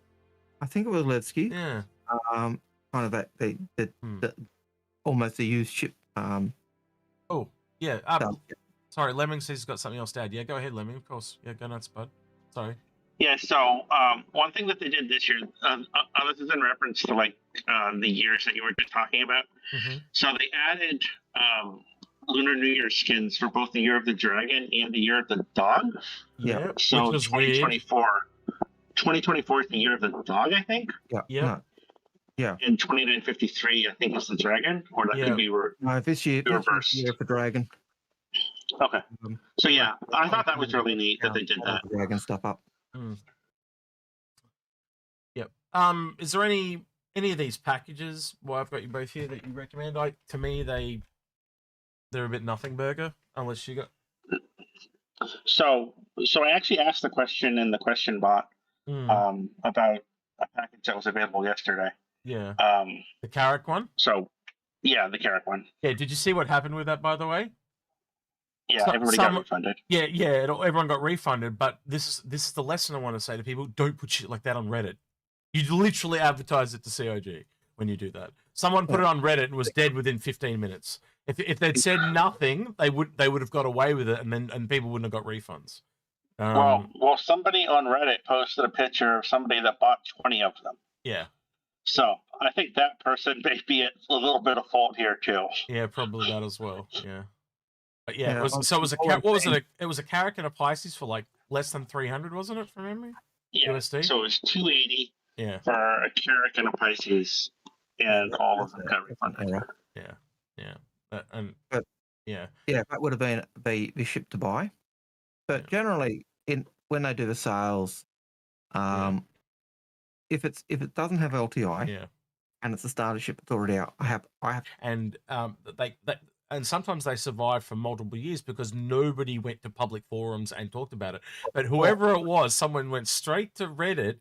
Chris Roberts reads Reddit every day of the week. We know this. He's talked about it in the past. So if he's looking at it, other people at CIG are looking at it. If you posted that anywhere where the developers go, you're setting up to be nuked. So don't do that. And unfortunately, they watch, CIG watch the streamers, and so even we run the risk of screwing the pooch if we tell super good deals. We tend to talk about stuff like things like this year where we started talking about how do you get a crack and get an Idris. That's because it's been 6 years of this stuff and it's moved on. So we try to talk about it once it's more old news because we don't want it to get ruined, things like that. So yeah, it's the same thing again here. Like if no one had said anything, I guarantee you some people would have got away with $280 carrics and Pisces. But yeah, we've seen it in the past. Great deals like that, haven't we, Algared? So for the longest time, there was an Aurora MR that was available in the store for $5 less than you could upgrade it. It was like a permanent war bond MR, and one day it just went away. Yep, it did. Yep. What was that? Like, I remember when the Carrack first came. What was the UE Explorer pack, Algared, that we recommended for so many times? That was one that took years for an update, wasn't it? It was like almost 2 years from when the Carrack went up in price. And that one, and then what they did is they took it away, and when it came back, it had you'll notice now, Dave, they bring them out with the date, the 2952 Explorer pack or the 2953 Explorer pack. And it still sold so well that they assigned that name to another pack that was even shitter. You know the one that came with the Connie as well? What was that one called? The Advanced, it was like the Advanced Explorer or something like that. Yeah. They tried to ride on the dovetails of the pack to sell more packs. It was really strange. So, but the 2949, I think, Explorer pack, when it first came out, it wasn't spectacular. Yeah. You got like a 5-10% discount when you did the ship. Yeah. It came into its own. It became really popular when the Carrack had that massive explosion in size, and that meant you were getting like a $350 discount. So you were getting your 1 or 2 ships for free. Now, it was an absolutely awesome pack, but all right. Well, I know these are not your forte, Algared, but I'm going to drag you through the mud into these kicking and screaming because about time I got to get you kicking and screaming for a change. I'll just go to sleep. Yep. Well, you got some here that you probably like. I think, so just to let you know, Algared, I picked all 3 of these up to build into buyback because they're the new ones. But I think, I'm going to be honest, like, if you have one of these, I think the MPUV is going to be a popular little skin. I think this is probably the nicest MPUV skin, unless you think any different, because there's only 3 skins right now. The default, the blue one, and this one. Yeah, it's a nice looking skin. Yeah. And I think it's because from that, it looks metallic. It's got that metallic look as well, which is, I think, something we're seeing them do a lot more of. They're definitely upping their skin game. Yeah, so obviously the Raft and the Mole. I also picked up the Mole one because the Mole's a vehicle really good in game. Raft not so great right now. But again, melting them in the buyback, it removes any of this limitedness, right? So if you've got credits lying around, even if you've only got these are going to be around for like a week, just buy one a week, melt it the next 24 hours later. Or obviously start with the more expensive ones and work your way back or whatever. But, I've got all of these in buyback from previous years. So I don't have the limitedness anymore. I just buy the ones. The other thing I'd try and say is try not to buy them in packs for the same reasons we don't recommend buying ships in packs, because then you've got to get the whole thing back, not just one. And generally you're not going to want the selection they want. You want the selection that you want. Yeah. I don't know. Did any of the Christmas one? Not the Christmas ones. The New Year ones. What the hell is wrong with me? The Christmas ones. Where the hell did that come from? They're red, and I called it Christmas. Right? Okay. I am officially very tired now. I think the thing that makes these skins so good is the fact that you get the logo of the year. I think the dragon's got to be the one where it's at, though. Yeah, you get a husky or you get a dragon. That's the 2024 year, so it doesn't really fit with the verse. I think they're trying. Well, we'll look at it this way, right? It doesn't fit with the verse, but also think about anyone that's now Chinese. You've got to remember, or into that Asian area, right? They are now into it. How insulted will they feel if it's the wrong year? You know what I mean? They see it. People will see it as the wrong year, but Algared, you're in 2154. But Algared, you're not from that culture, right? So what I'm looking at is I'm trying to step back and look at the whole thing. This gives everyone the choice, and I actually like this because we're getting more realistically. But the Year of the Dragon's not for it's not for a few years, right? So it's quite out of whack. So getting both. Sorry, the Year of the Dragon is this year. I thought it was Year of the Dog. Lemon, can you clarify? It's Year of the Dog, isn't it? Algared? Year of the Dog is 2954. Yeah, no, I meant as in real. I mean real life. See, now you're getting real life mixed up with the game. So yes, it's Year of the Dragon in game. It's Year of the Dragon in game, but it's Year of the... not. No, it's not. It's a Year of a Dragon. Okay. I was in Parramatta yesterday. All right. They've got the Year of I'm Dragon back up everywhere. I'm now so confused because you keep mentioning in-game and out-of-game. The whole point I'm trying to get at is the in-game and out-of-game. You can see why from a different culture you would want both. You'd want the real life version and you'd want the in-game version. That's what I'm trying to get at. That is the real world version. That is the 2924 version. Yeah. Of a 2024 version. Yeah. So now, but listen, now we've brought those players into the game with us. They're going to want to have the real life counterpart, so to speak. That's what I'm trying to get at. Yeah. So I still say if it's a year of, if you're looking at this is the year of 2924, the fact that you actually had, if you actually go through the calendar, the actual year for 2954 is the Year of a Dog. Yep. But so it does actually tie that. You and I are not from you and I not from that culture though. So we'll never quite understand. So we I just think it gives greater sale. That's all it does. But I'd rather just see them stick to the lore aspect rather than just doing it to sale. The fact that it's the first year they've ever done this, and last year they had those massive big CitizenCons at Asia, it's got to be something to do with that. They've never had two at the same time, so it's clearly now starting to realize bringing that old audience into the fold, and I think that's a good thing. The more inclusive we are, the better, in my book. In that, as I said, greater sales. But I'd rather see them stick with the dating in game. If you're doing everything else in game, you stick to in game.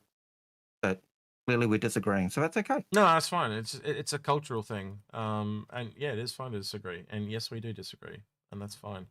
I just want to have a look at some of the others real quick, because sometimes there are drastic changes. Like I personally don't like the animals on them. I wish there was a way to kind of remove them in game. Maybe that might be an option, because to me it actually kind of like the constellation one's got like a rooster on it. They only do it for that year, so it's not like every year they come out they add a different animal, so you can't just pick your favorite animal. So that dog and the dragon one next year, it'll still just be a dog and a dragon, so to speak. So like if I look at try to get you an example, I can bring up the constellation, but like you can't even see it on this one.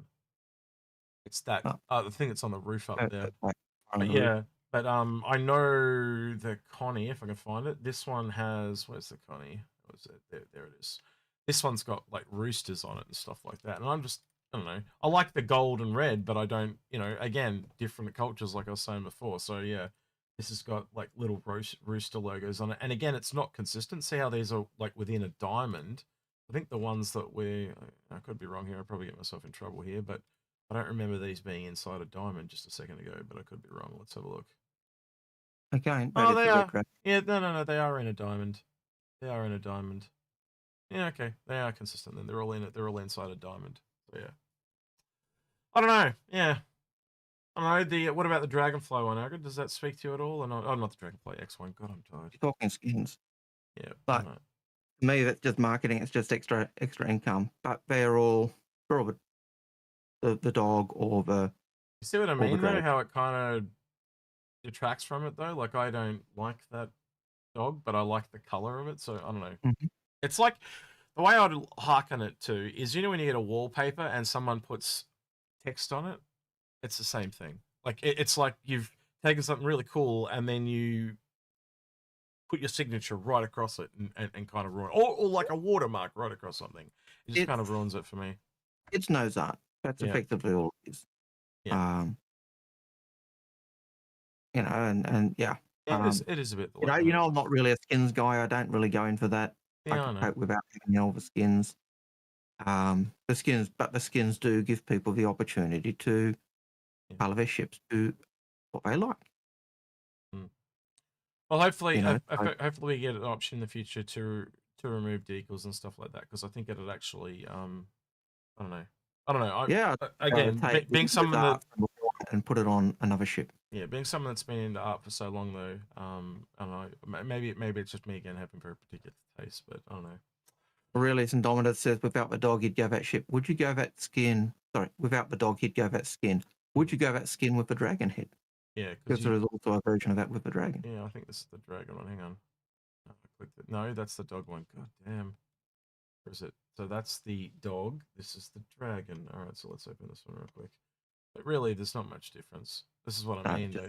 Or you can tell. Some really answered the question. He said no. Yeah, some artists you can tell. Like it's again, they can say sell the same skin twice. That's what I hate, and it literally all that changes. But I guarantee you, I'd be a betting man that they're going to sell more dragons than dogs. Put it that way, and that's just because of how it looks. The dragon just looks cooler. The dragon does look cooler. Yeah, indeed. I certainly like the dragon over the dog, but yeah. When's the next year of the dragon in our time zone? For the game? Quite a way off. Yeah, I think someone might be able to tell me, but I think there's like 12 years or so, something like that, in the Chinese zodiac or whatever it's called. I'd have to check it up. I'm not actually particularly well versed in it, but I know they have different animals. I know I'm the rooster. I know that much. So yeah. So yeah, 6 years to the dog. There we go. So it's out of whack by 6 years. Yeah, I don't know. I think the Valentine's Day ones are probably going to sell a bit more, but we'll have to wait and see. Again, as I said, I think the summary though, if you're going to get any of these skins, is to basically, or you're even vaguely interested, is to melt them into buyback, so it removes the limitedness. And that goes for any of them, yeah, as in across the entire year. If you see something rare come up, If you see something rare that comes up and you want it, you have to split it up at that time because you don't know when it's going to come again. All right. Next question, Algared, if you would. Yep. Next question is Nova 42. Yep. I know on that one. It's from Jose. No, it's if you had to get one in real life, and that's from Jose. You tell me. I wouldn't. I don't have a tattoo. I don't get anything. Yeah, my main problem with tattoos is I change my mind too frequently, so I'd never get something that permanent. But yeah, I haven't spent enough time looking at the in-game tattoos to tell you which one I would pick. So yeah, not really a tattoo person. I look at some tattoos and think they look cool, but I wouldn't do it. Yeah, I wouldn't. Yeah. What about you? What one would you get? I just wouldn't, because I don't have enough time to look at them, to be honest with you. So I can't. That's why I said, what about you, Jose? Yeah. Yeah, that's the question. What would you get? Hook 2005 says, question, anyone managed to snatch up an LTI 890? What? There was an LTI 890? Let me know anything about that? LTI 890? He's asking if did anyone catch one? Yeah. Lots of people picked up an 890 that had LTI back in the day. No, I'm assuming was there like the way he asked it. It sounds like there was one that was available recently. Algared, Lemming, do you hear anything about that? I think it was. Only I impacts. think it was 6 months. Yeah. Tom Endurance says, yep, 890. Yeah. Impacts, you can still get them, but you pay premium price. But yeah.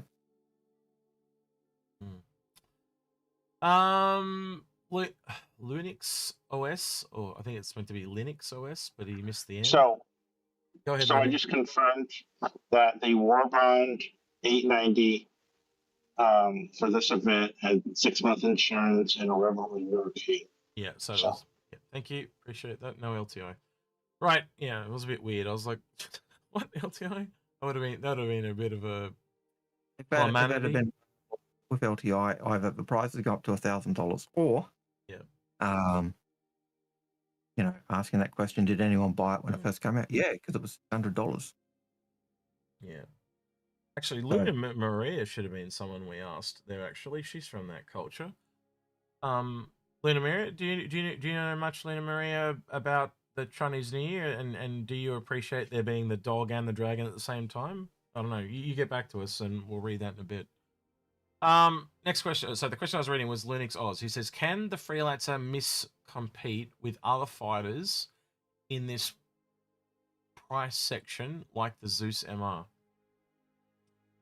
Yeah, because when we did our comparison, if you go back to the where we looked at it, the Zeus, the miss was in that still in that spectrum. So yeah, in the ships of its size, it fits.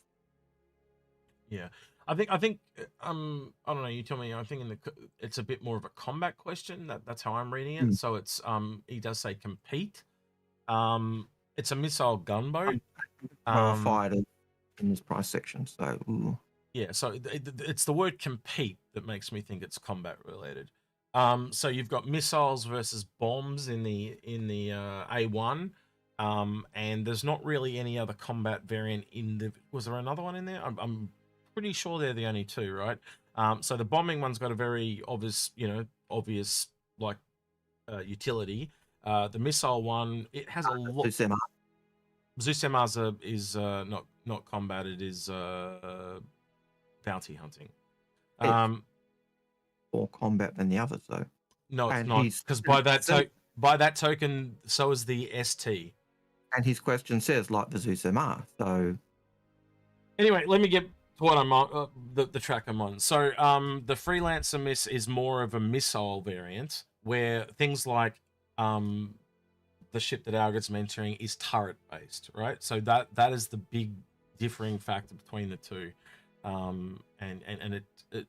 That's its speciality is missiles, and there is a lot of them, and it literally has a special loader in the back of it for that, and that's literally what sets it apart from the others. As in regards to putting it against the Zeus, like the Zeus MR is a bounty hunter. It is not directed specifically at a speciality of combat. It can do combat like Algared is saying, but it is not a speciality of combat. There's nothing in it that makes it special for combat that is special. As in, you look at the A1, it's got bombs, and the Freelancer miss has missiles. They are combat specialities. Yeah, I think if you look at the price point, then you're not looking at the single seat fighters like the Arrows or the smaller ships. You're looking at the $100, $150 ships. So you're looking at Hornets, Vanguards, that type of thing. And the Miss does compete with anything in its price range in terms of if you play to its strength, which is its missile gameplay.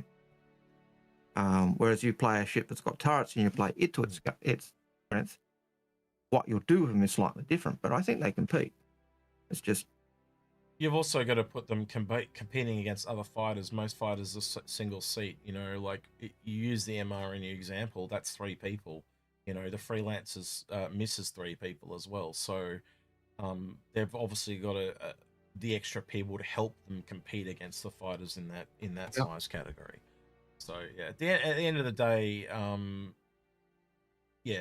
it's 3 people versus 1. There's clearly going to be an advantage in numbers of people. So yeah. Yeah, that's why Connie was always said, it could fight, 3 Hornet F7Cs and win 50% of the time because it was worth 2.5 times the cost of a Hornet. So the original idea was it can take on basically 2.5 and win, and 3 it's going to win 50% of the time. That was always the type of thinking behind that. How that's changed over time it might be different, but yeah. Right, Nova A42 says, what was the best bang for the buck ship loaners ever? Like a ship with a loaner that was worth more total than the concept? The only one that came straight to my mind then was the Galaxy. The Galaxy got a Carrack as a loaner. So you got a $380 ship that's getting a $600 ship as a loaner. Unless you can think of another one, Algared. Yeah, I'd have to go through the list. I used to know them off by heart, which ones were good ones. I think it goes down to what you want to do. So the Orion tends to have a good selection because you get the memory, the mole, and the prospector to use in the interim. The Endeavour tends to have some good ships because you get Hercules, I think, and Cutlass, Red. Yeah. So you've really got to just weigh them up. Yeah, if you've got a bigger ship, you tend to get multiples of the smallest. So, So just looking at it, the Kraken Privateer gets a Hammerhead, a Hercules, Hammerhead's Hercules C2 Caterpillar, and a Buccaneer. it's actually both versions of the Kraken. If you read it again, it'll say Kraken and then in brackets Privateer. Yeah, that's what I said. Kraken Privateer. Kraken and Privateer. Oh, I'm Privateer. Yeah, sorry. That's what I was trying to imply. So it's for both. And then Can I you get chime in the 7P, get the Hammerhead, the Vanguard, MPU, and the MPV passenger. Go ahead. Lemmy. So yeah. So if you're CCUing, loaners are a trap.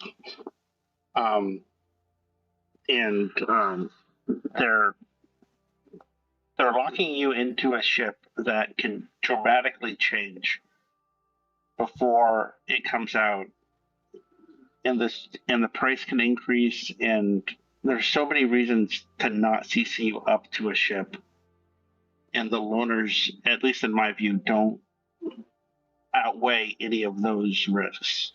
Now, if you have a standalone, then yes, enjoy your loaners and have fun with them, but if you're CCUing, it's not worth the risk. Yeah, generally speaking, you don't want to complete chains, but we're talking about, there are some people that have been around for such a long time, though, Lemming, that they have the ships at lower price points and stuff like that, and they've increased in price and things like that. But yeah, if you're doing it fresh, you do not. If you're doing it fresh, you do not want to apply CCUs. You want to keep them unapplied, because obviously you can get new CCUs to sleep in between.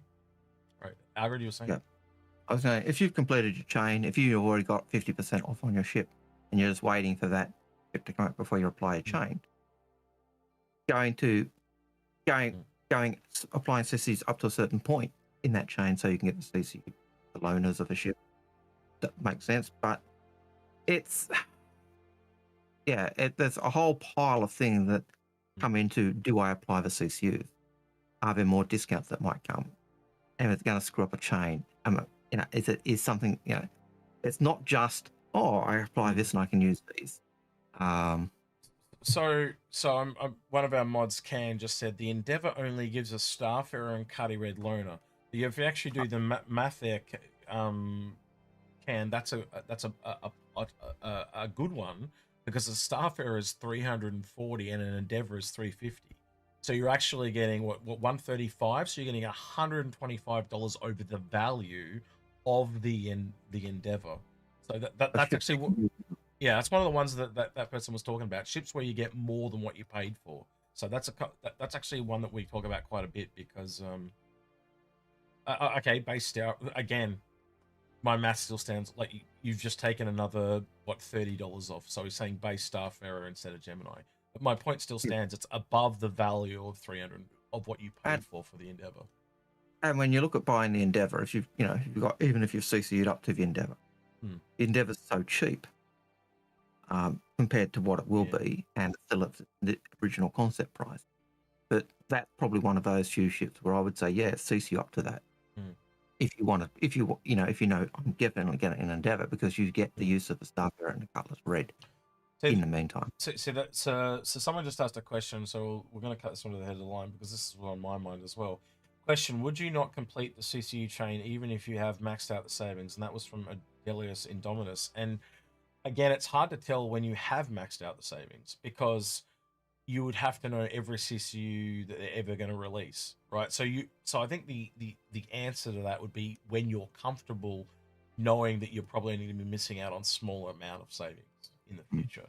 What are the diminishing returns there? Or, we know people that have applied them, and they've only got $50 off, because that's what they're happy with, and they want to fly their loaners now, or whatever like that. But as Lemming said, they can be a trap too. But yeah, you have to be comfortable with what's going to happen.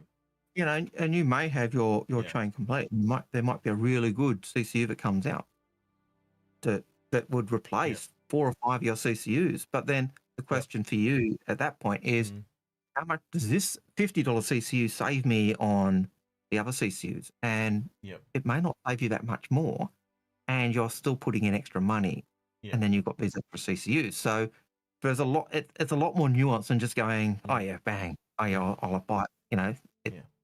Long story short, to kind of answer this question, if you go to, just type in Star Citizen Ship Loaner Matrix, it's the top thing that comes up, and you can sit there and see what all the loaners are. Like Can's obviously they're sitting on there looking at it now. He said the Raelian is another one. It gives a Taurus and a Sulian. So that's a fairly new one because the Sulian wasn't included before. It was just the Taurus previously. But yeah, the Galaxy is probably the king of the whole lot because it gets shipped. It's almost double its value. So yeah, Can's just chucked it there in Twitch. I'll copy it for you and chuck it in YouTube. Hang on. Nope, it didn't work. God damn it. I'll get one of you guys to chuck it in YouTube for me, or Algared maybe. The X1 and Velocity of Force still get their Aurora. Yeah.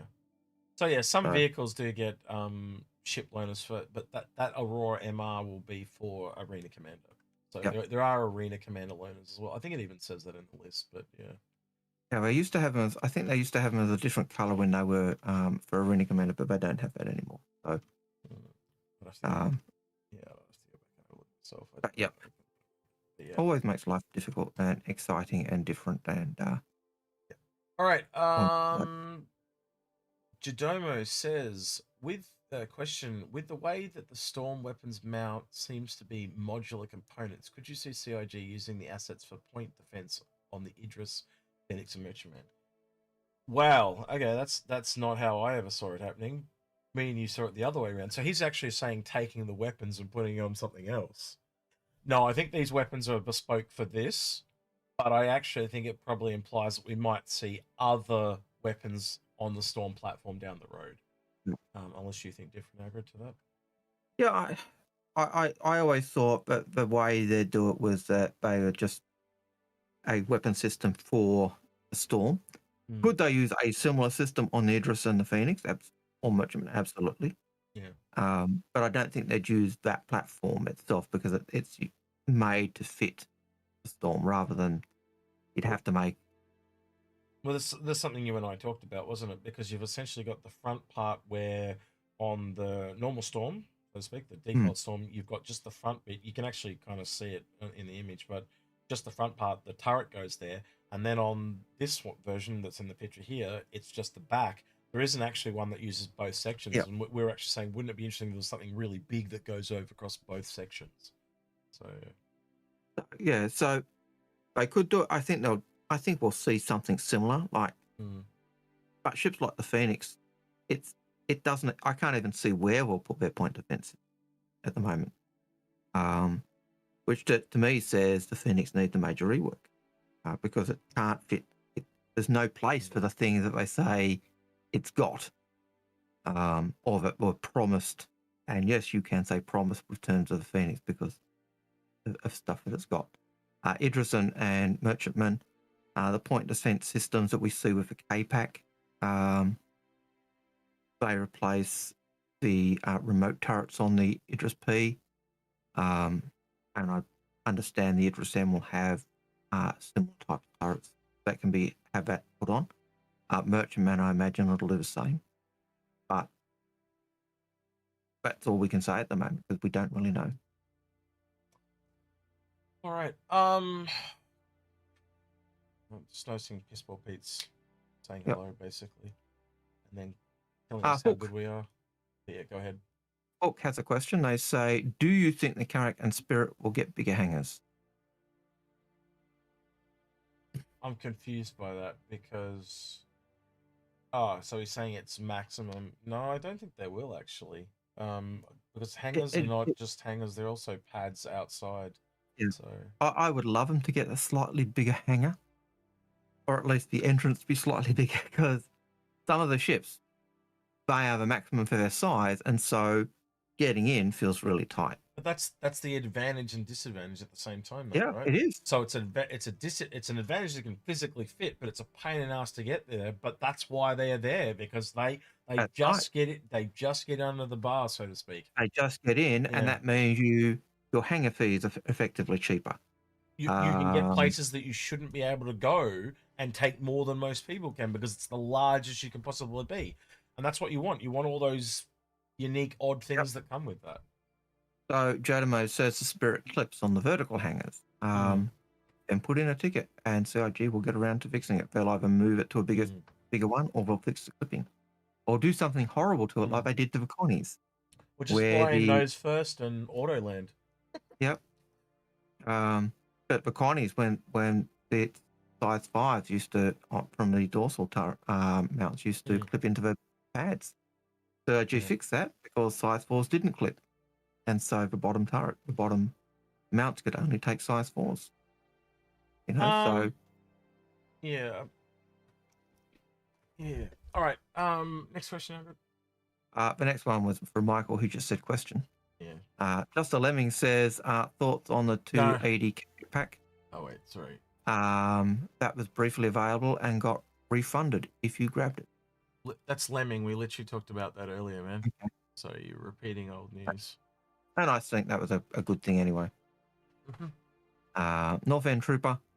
What are your thoughts on the changing of gimbal hardpoints on ships? Does that make Vanguard more viable ERT bounty hunter? Will the V8C now be overpowered? Well, apparently the nose guns on the Vanguard are not changing; they're fixed. Obviously, they're not changing on things like the Ares as well. I don't know about you, Algared, but I think the biggest detractor are the nose guns on the Vanguard. I just hate them. I just like why have these bespoke guns to get this certain look so it looks like a thing from World War I or World War II or whatever it was? Why not change them so they're just around the nose or something like that and just put it in line with everything else in the game? You've got to build these set of guns just to fit this one berserk. You know, are you gonna have another ship that uses those guns? Then I've got no problem with it. But if you're changing all these series of guns just for one ship, that is very pedantic. That is very strange to do that for just one ship. If there was another ship that used nose guns, have at it. I've got no problem with that, you know. But like to make a whole series of weapons is just kind of strange to me. I've never really worried about the Vanguard nose guns. I know they feel like pea shooters, but to me, it worked. Well, but in terms of the gimbaled hardpoint changes, I think it's a good thing. And we've talked about this in the past. You know, we've talked about that one of the changes, the reason we had that whole gimbal price point on your guns was to, I think, kowtow to the mouse and keyboard, not the mouse and keyboard, the stick people who were saying, oh, there's, you know, it's harder as a stick user, so, or whatever, and, you know, and so we're at a disadvantage. Well, you know, but yeah, I like the idea of getting rid of, making it more simplistic. Will that mean we end up with smaller hard points? If I want to do that, maybe, but it'll be across the board. So, yeah. All right. What are your thoughts? Question from North End Trooper said, what are your thoughts? Or is that the one we just did? That's the one we just did. Death Factor. Likelihood of Polaris at Invictus with the Idris Javelin and Fleet Battle. I actually did say Invictus back at CitizenCon, didn't I? It would be where I'd like to see it.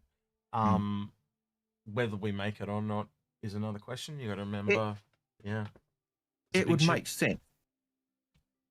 It would make sense for the Polaris. You know, if you're looking for the key place where the Polaris is launched, Invictus would be the place. But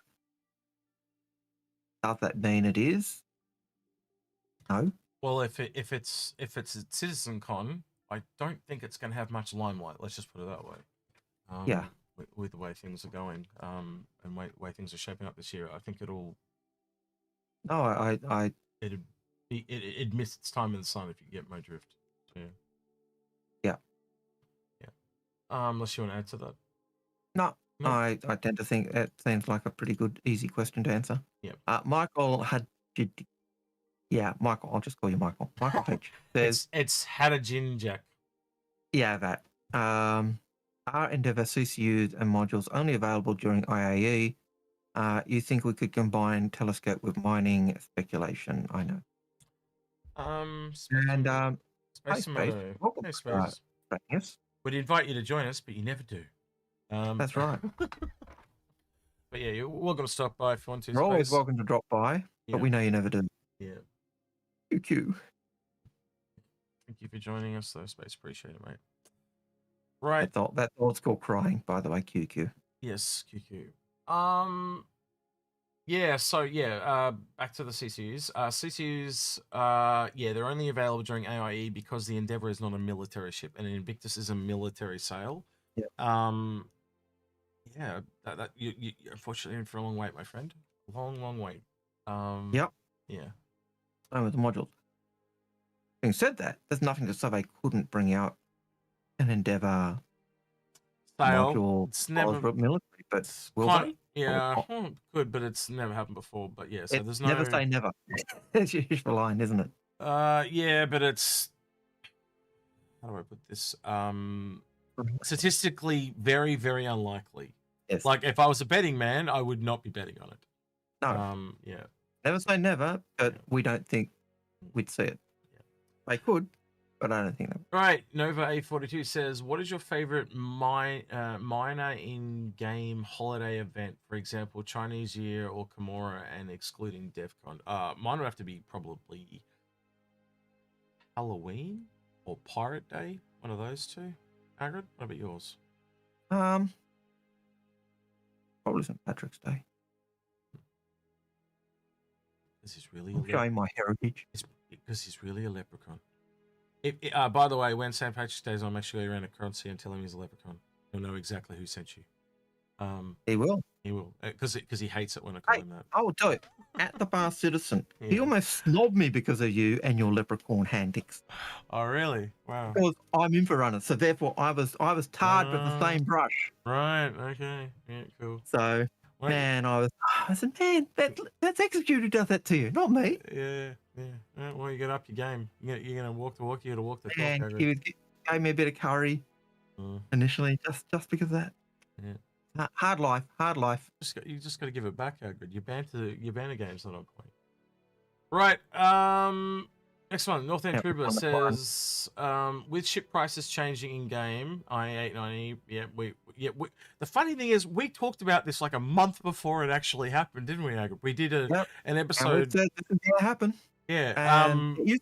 And then they come back up again in the PTU patch again, and then people start talking about it again. It's like, but we were talking about this a month ago. Like, anyway. Going to 40 million. Will Inforunners do a new video on the new? No, we won't, because we've already done one. I'll literally bring it up and show you. If you want to go look at it, it is. I gotta flip it over. Do you remember which one it was? It was the microtransactions of this one. It was only three. It was only 3 episodes ago. Yeah, fairly recent one. Yeah, this one right here. So modules and microtransactions, ship prices, and increase incoming. And this was like 2 weeks ago, and people are only talking about it now. But I don't know. Whatever. Yeah. Cool. We beat them to the punch. Glad to see everyone else caught up. That's all I can say. We're ahead of our time. Yeah, that's fine. You know, not going to boast about that. Like, but we've already done it, so it wasn't news to us when it hit, when one person did a video and it hit. I wonder if they actually saw our video and then they did one. I doubt it. I don't know. I doubt it. Because you're not going to join us in the chat for in the recording for a little bit, or you're going to just join us in chat for a little bit. No. Enjoy the stream. Hope it's a good one. Got to go get ready for recording. Oh yeah, enjoy your recording, bud. All right. But yeah. Anyway, that's that. All right. If you want to ask a question, by the way, just put question in the chat. We are coming up to. We're just past the 2-hour mark. We're going to be here for about another 50 minutes, or until the questions are run out. And we've got less than 10 questions. So if you want to get a question in, just put a question in your question. Right. Glatrino says, do you know when I can buy my CUs to get the Odyssey? When is the next ship sale? That would be AIE as well, too, wouldn't it? Because that's an Explorer. Unless you think any different, Algared? Yep. I think the Odyssey will be...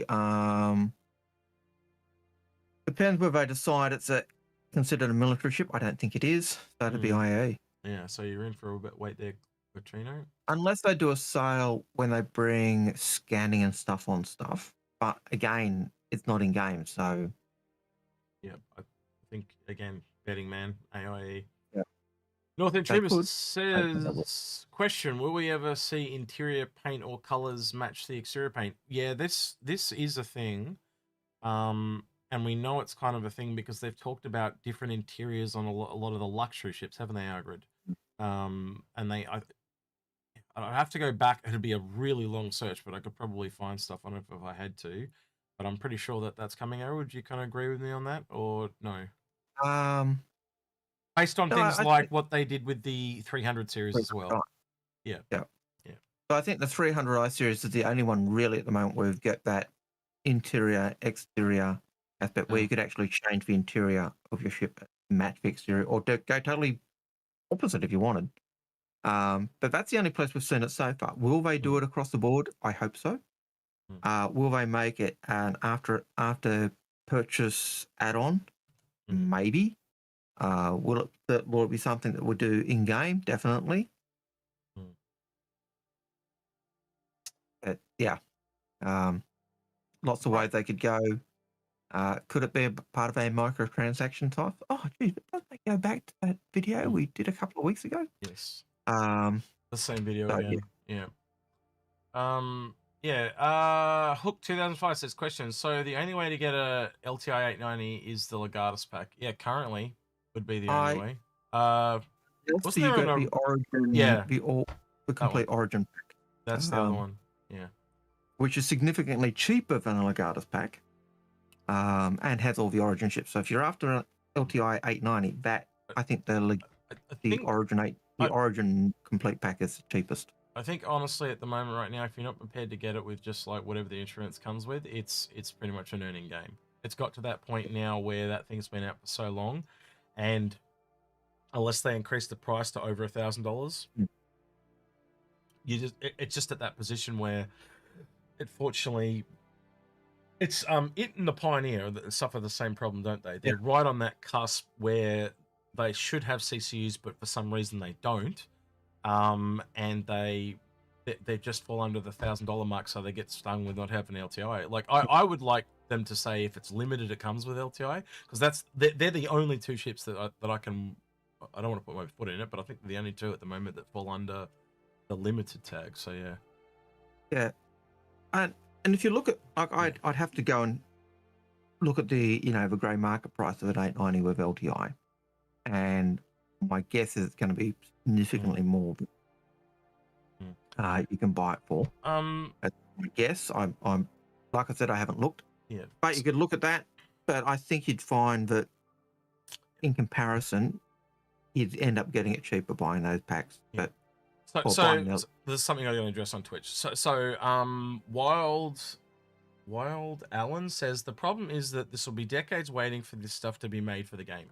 No, right? And this is one of the things that a lot of people don't realize is they've been working on Squadron 42 all this time and building a foundational engine all this time. They are only now starting to turn their gaze towards Star Citizen. So you will notice this year there'll be a big pickup in the speed that content comes out, and if it doesn't, based on what they've said, then we know they've been lying all this time, right? So just give yourself another 12 months, and if there's not a big pickup in speed, then you'll know that they've been lying all this time, right? And what you said is correct. If what they've said is correct, then what you said will be wrong, right? And again, they've hired a lot more people in the last 12 months. They're trying to build out towards that 1,400 people that they talked about. This is a plan they had all the way back up, 10 years ago. They wanted to get to 1,400 people, 700 working on each game, right? But all this time, they've just been working on Squadron 42, and they didn't even have 700 people for most of it. And Manchester has room for 2,000, I do believe. Yeah. So, again, developers don't grow on trees. You can't just get a janitor and make him a game developer, and different game developers have different areas of expertise. Just like in medical, you get an ear, nose, and throat doctor, you get a skin doctor, you get an eye doctor, that type of thing. It's the same thing in game development. You have different areas of expertise, like an animator, an artist, a level art editor, a programmer, that type of thing. There are different areas of expertise. So not to sing you out, Wild Allen, but we hear that thing all the time. And things like, it's going to take them 35 years to get all the ships made. That is absolute bollocks. Because again, they showed that at CitizenCon.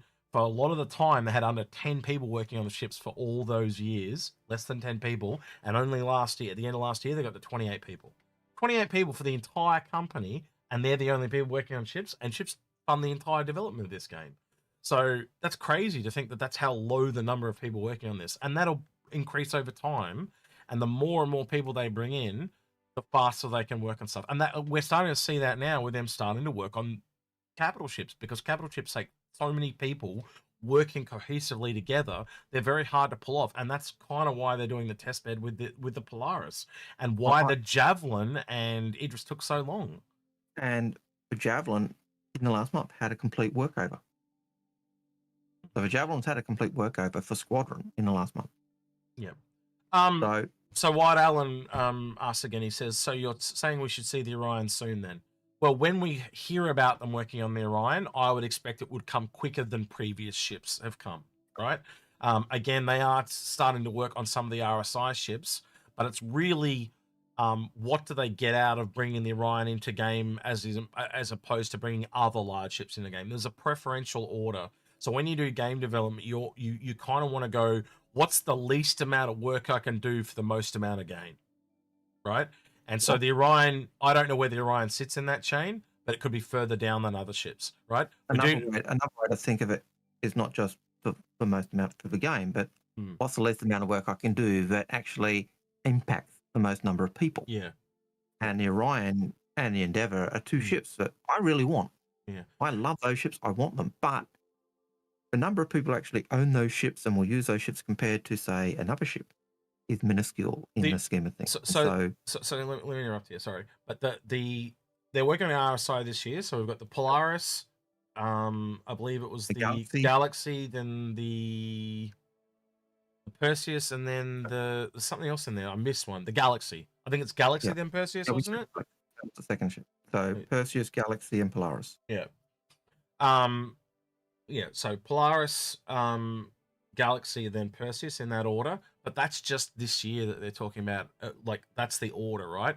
Because that's all they've given us is that, and that was talking about this year. So the Orion could be next year. It could be even further down the line. The other problem with the Orion is it's one of the older RSI ships, and it doesn't have the, again, like this week's ISC talking about branding and stuff, it doesn't quite have the same styling as some of the RSI ships. So some people think it might be getting a rework. I'm not entirely sold on that because RSI is also the oldest manufacturing game, so therefore it should have the biggest stylings difference. Well, and a really good example that we have right now is we have two heavy fighters from Anvil. We have the older Jace Aerospace design in the Hurricane and the newer F8 Lightning designs, showing that there's a 600-year gap there and basically some different stylings. If Zeus is 900 years, sorry, not Zeus, RSI is 900 years, you should see more design differences in that than any other manufacturer. And even though the Zeus is one of their earliest ships,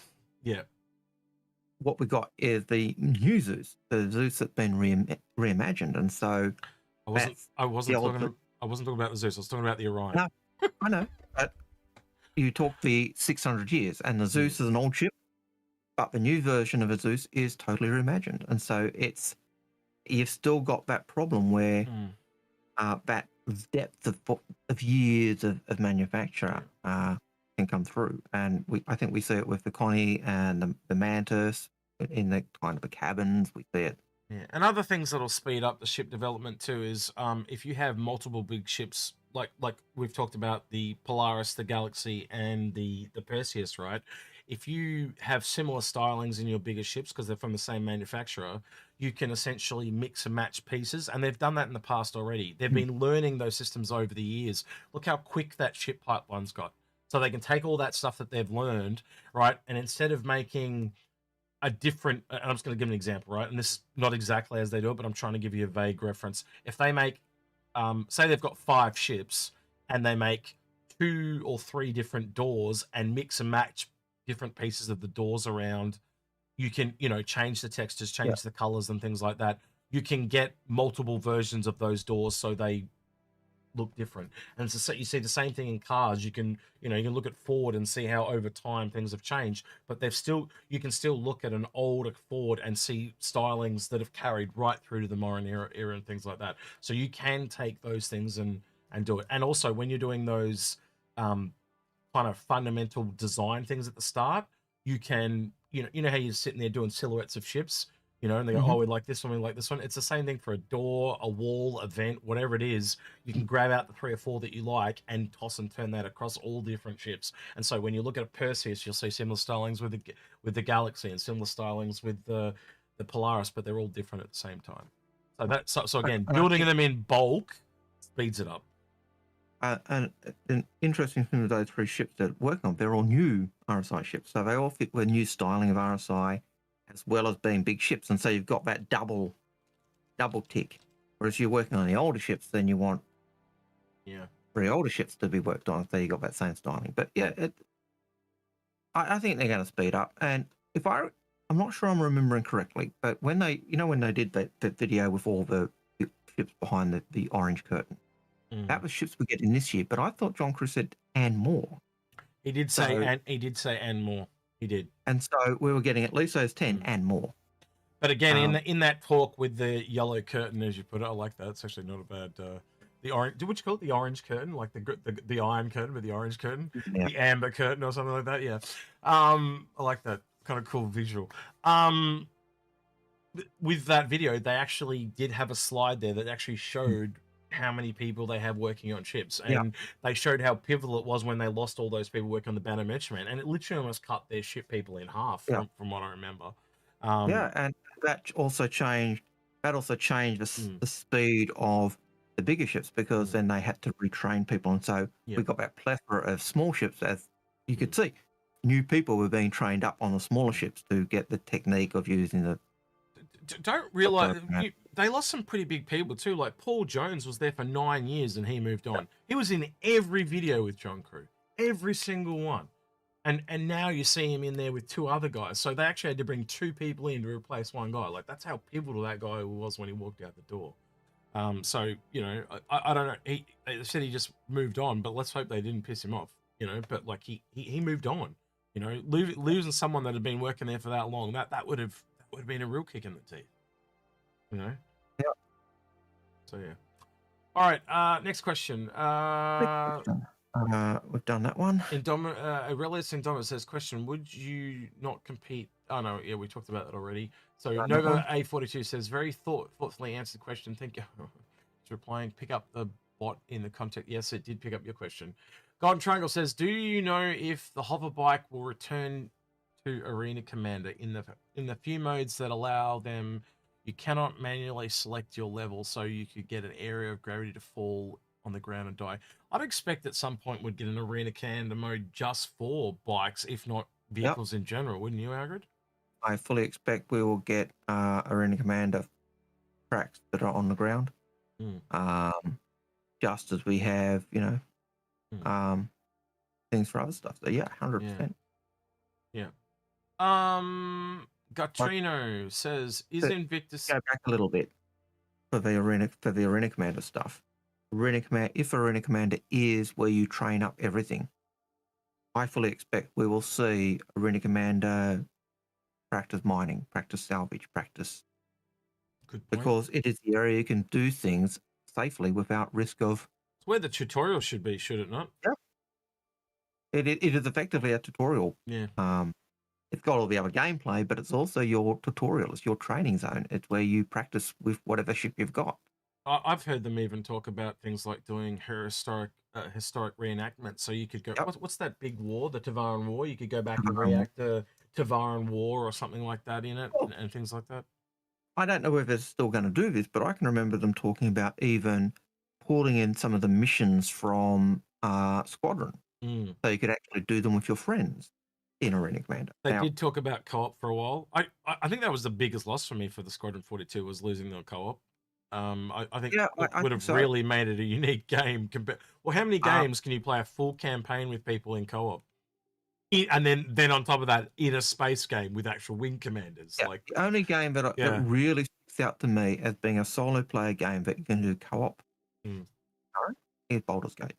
It'd make a great expansion if you think about it. If they went back and made it a paid expansion, and basically you could play the soul. Well, I'd buy it. You know, just me. You imagine me and you going through the whole campaign in like a hurricane? Yeah, like we normally do. That'd be mad. Yeah, it'd be great. But you look at Baldur's Gate 3. Baldur's Gate 3, great game solo, but significantly easier if you're doing solo than if you're doing it with a group. If you're doing it with mates, because you're all go off into different areas to chase after your thing. So when the crap hits the fan, you're usually spread out rather than, like when your companions are just following around. So, yeah, it would make it different. It would make it more challenging. But yeah, I look forward to it. I think we're getting a lot in this game already. As first, like a full first-person shooter MMO is unheard of at this point. So. Yeah, to my knowledge, anyway, at this scale anyway. But yeah, again, to have co-op would be amazing. And again, it could be something that they, and I'm not saying they should do this, all right, but it is something that, you port a game to a console or whatever, they could hand it off to another developer to turn it into the co-op, so to speak, if you know what I mean. And it would just add funds to the company, or again, they can still do it in-house if they want. But that is something that's a question I'd put to Chris or Sandy or attend for the chairman type of thing. But if Squadron 42 is really successful, would you guys look at converting it into a co-op as a paid expansion? And I reckon they possibly would if there was enough. If there was enough interest, or they thought there was interest enough, for it, yeah, absolutely. And I would imagine looking at, as Chris did early on, I can remember him looking at, saying he was looking at Guild Wars 2 and the way they were doing their boss fights and the microtransactions. And he mentioned half a dozen games he was watching at the time, Valheim, Guild Wars 2, and you name them, and, just plays them and tries them out. And I don't know if Nova A42's, he just said on Twitch, Lego Games had drop-in, drop-out co-op campaign. I don't know if he realizes how poignant that is, because Aaron Roberts used to work on the Lego games, so yeah, he'd be very good at that then, wouldn't he? Totally. The team he brought across was all from the Lego company that they used to work for. So, so never say never. Blue Terror. Yep, Blue Terror says, is Invictus the next time limited sale? You'd also have St. Patrick's Day as well as what's on right now with the Valentine's and China New Year. But yeah, St. Patrick's Day would be the next one, and then probably Invictus after that. Unless you can think of another one, Algared? Unless they think of a new one they chuck in. But that's the next big. Invictus is certainly the next big one. Where you get the massive sale, where all the military ships are available. So yeah, I can't think of another one. All right, we're down to probably 7 or 8 questions, and we've got a bit more than 30 minutes on the clock, so we might be finishing early, Algared. Can we escape? Can we escape? Right. Dub Coyote says, question, is 50% the optimal average saving to aim for in the CCU chain? I think the current record is, it was 17% of the original price, so that would be the flipped. So what that'd make it? That'd make it 83% saving. Yeah. So that's the biggest saving we've seen. So yeah. No, I don't think there's an optimal average. It really is ship for ship, and it is really what are you happy with? How long you've been here? How much, as I said, how much you're happy with? How long you're prepared to wait? Things like that. Yeah. So obviously, the newer you are, the less the savings you can get. Unfortunately, I think a good example is the Perseus. Neither of us believe the Perseus is worth its current price, worth its store price. We both picked it up for using CCUs for about half price, and have it in our hangar at that price. So we both ended up thinking that around $295, $390, $300 was around the price to pay for it. I think like, and I'm kind of echoing what Parker says here in YouTube chat. 50% would be, I think most people would be happy with that. That's a pretty significant saving, let's be honest. Anything beyond that, I'm not saying you're being greedy, but like, yeah, I'd be happy with it. And I know some people would say, but that CIG, CIG is going against their promise of, concept is the cheapest way to ever buy the ship. I don't think it is. No, and I'm someone who doesn't do the CCU game that much anymore. I stopped when the $0 CCUs were purged. I'm not going to read for word what Lemming said on Twitch, but long story short, he's kind of saying that there are different prices get different savings. So things like under $100, you're only going to get 15 to 25%. But essentially what he's saying is the longer you wait, you drastically increase the savings you're going to get. But yeah, obviously the higher you go, the bigger the savings too, because there's more chances to link those chains together. And for those who, and as I was saying, those who complain that this goes against CIG's promise of it always been the cheapest way to buy a ship as a concept, it's still the cheapest way to buy the ship and get it. Because when you're doing CCUs, there's no guarantee you're going to get it at a really super cheap price. You've got to wait for a long time, and that's work. Unless you've already got, unless you've the time to get that cheap price, I don't care. Unless you've already got the CCUs in place, that would be the only exception to that. What you just said, yeah. But if even if you got the CCUs in place, you still had to have spent time getting them and then hanging on to them and all the rest of it. So it's not just buy the ship, and there's a lot more effort that goes into that. And if you spend the effort and the time to and you manage to get an Endeavour for $250 or even $100 or whatever people manage to get the Endeavour for, and I paid $350 for it, good for you. It doesn't cheese me off. It's probably the big thing there. But yeah, there's I think Lemming, you'd kind of agree with this too. I assume you don't have to say anything if you do speak up. But CCUs are generally just getting worse savings over time. We've seen a couple of shifts here. So the longer a CCU is out, the more likely it is to go down to around that 7% range. Yep. That 7% range is about the floor of an ACCU. But like a lot of people come in, especially now when it's like kind of a lull time, and say, "Oh my God, I missed the chances of all of these good CCUs." And like those people, I want to remind them, we saw some of the best CCUs that we've ever seen in the history of war bonds in the last 12 months. Yeah, we have. Just to simplify it for people though, where do you think people should be happy with 50%, or do you think they should strive for higher? Where I am in CCUing, if it's below 50%, it's not a good chain. But I've been doing this since practically the beginning of war bonds. So short answer is yes. Yes.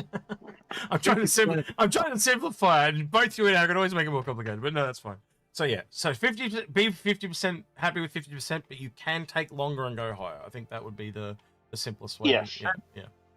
And I think our experience is when we've tried to do a CCU, even when we've done a CCU guide with the giveaway, we've easily been able to get 50% off. Yeah.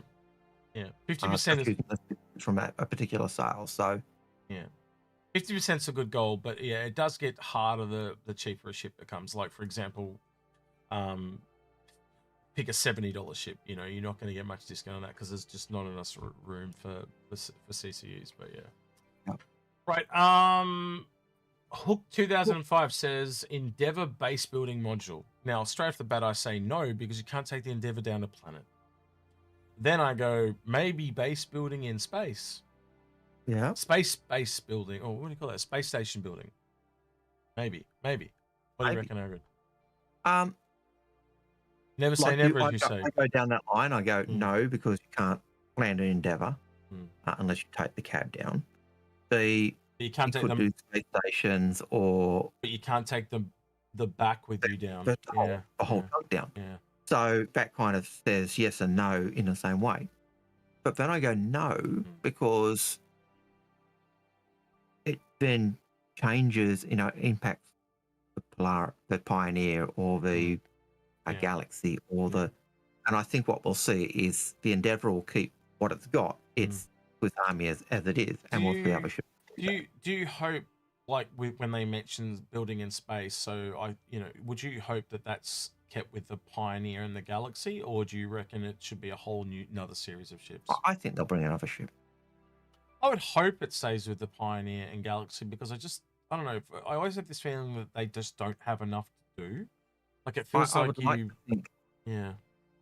like to think the Pioneer would be both planet and space because it's the capital version of base building is my thinking. Whereas the Galaxy, I think when it gets it will be one or the other, and you might have a module that does the space station stuff and one that does planetary. I'm the other way. I think both the ships should be able to, because the last two are vehicles.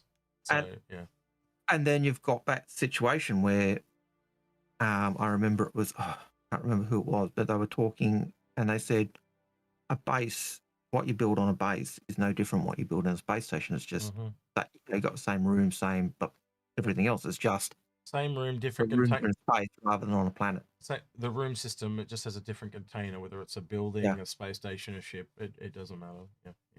So that kind of says you could do, but they should be able to do both. So yeah. Oh, this is an interesting one.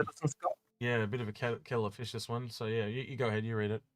All right. So will CIG adjust in real world prices of ships at all in accordance with in-game? They already have. Yeah. The in-game prices are going up. Yeah, and unfortunately, some of the marketing have done have forced them to change in-game pricing, and I'm not a fan of it at all. I don't think a designer should have to modify his designs for a market person, and unfortunately, a designer is a designer for a reason. And the one I'm talking about specifically is things like the Prowler. They had to increase the in-game pricing because it was the other way around with the ship, and it's because the marketing person knew they could sell it for more, so they did. And then again, it comes back to bite the designers down the other end. And this is kind of and I'm going to say thank you, Arthur Vanderlei, for the super chat there. Always appreciated, never expected, but we love it because it's coffee for us at some point, somewhere. But yeah, I don't think we'll ever see the in-game price or the real-world prices drop, just because of those promises of buying early will be the cheapest way you'll ever get the ship when you're buying it outright. I don't think we'll ever see the price drop. You correct me if I'm wrong here, Algared, but they tend to go out when they come out, and they go up when their gameplay comes in. Yeah. That's why combat ships are more expensive, as an example. And we have seen some rare, although increasing number of price increases to actually make it fit better with where the ship falls. So that as well. The 300 series.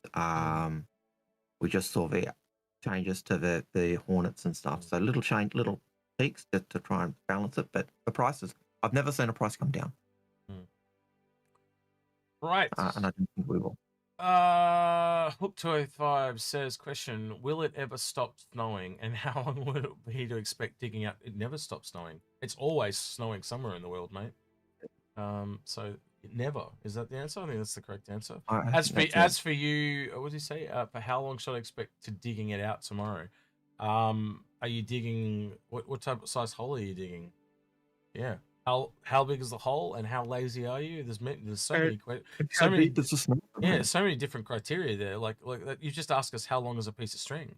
That's a very serious question there. Long connotations. I could speculate about that for a long time. Are you using a fuel? Are you using a digger? Are you using a shovel? Are you using a fork? Like my dad always says to me, this is what he says to me. You use a teaspoon like a shovel, and a shovel like a teaspoon. That's what he says. Because I eat like a pig, and I'm lazy, so I can't dig for shit. That's what he's applying. Anyway. Right. Water under Snotzen's says, the last bar citizen in Barcelona, it was told that the next CitizenCon will be held in Manchester. What do you guys think about the date? We've been saying it for the last 6 months. Yeah, we haven't. I've had a few people ask me about a date. Do you want to say anything about what we've heard, or do you want to say anything? Is October 12th. Yeah, that weekend. Yeah, October 12th. Is what we've heard. So yeah, I haven't said anything up until now either. So yeah. That's my understanding. It's around and it's the date around the time you'd expect it to be, because that's around the time of the anniversary. Don't go book flights on what we've said. Right, wait till they officially announce it. But again, if you look at the times that they've done them, you can clearly see that most of them are around that time. They're around the 10th of October, because that's when the anniversary is said. So yeah. Right. Yep. Citizen Scott, Right, we'll skip that one. Citizen Scott Indy question. Leslie. Ranger this year is the next one. Ranger, yeah, I'd expect to see the Ranger this year. We saw it in the background of some of the ISC shots last year. Yeah. I'm just looking for Ranger's question. I can't see Ranger's question there. Are you sure you're looking at the right one? Yes. The question is by Citizen Scott, and it says Ranger this year. I'll put an emoji on it for you so you can see the one I just done. I'm gonna put the Batman. There you go. You've missed a few. No, because we've already answered that one Have there. we noticed yet a couple of Blacks says update pass in progress on the RSI page? Okay, we missed one. Okay, we missed one. So how about we just do this one and we'll go back. So do you want to answer the thing about the Ranger? Ranger this year, was it in the yellow curtain?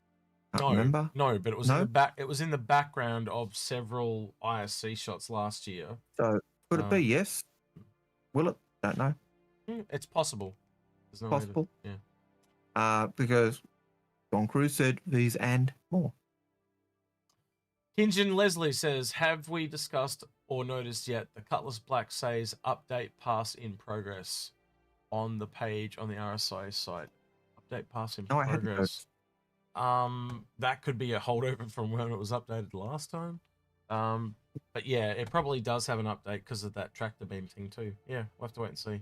Yeah, tractor beam and also the new HUD type system, they call it. Was that on the Matrix of Lies though, or was it on the? Yeah, that's a good question. Because it's not the Matrix of Lies. Yeah. Oh, yeah. Then it could be anything. Yeah. Parker says, will Crusader ships that aren't the E1 or Starliner ever get a window? Sorry, missed last time. Yeah, I think there's a big problem with the lack of windows on a lot of the ships, honestly. But the reason for that is performance, right? If you don't have a window, you don't have to send the entities that are inside the ship outside the ship for other people to potentially see, right? So if you limit that, like, so even let's just take the biggest ship in the game, the Javelin. The main reason the main window is just the cockpit. It's like when you have a character, right? One of the things when you do game development, do you know they'll put more polygons in the head and face than anywhere else because that's where you look, right?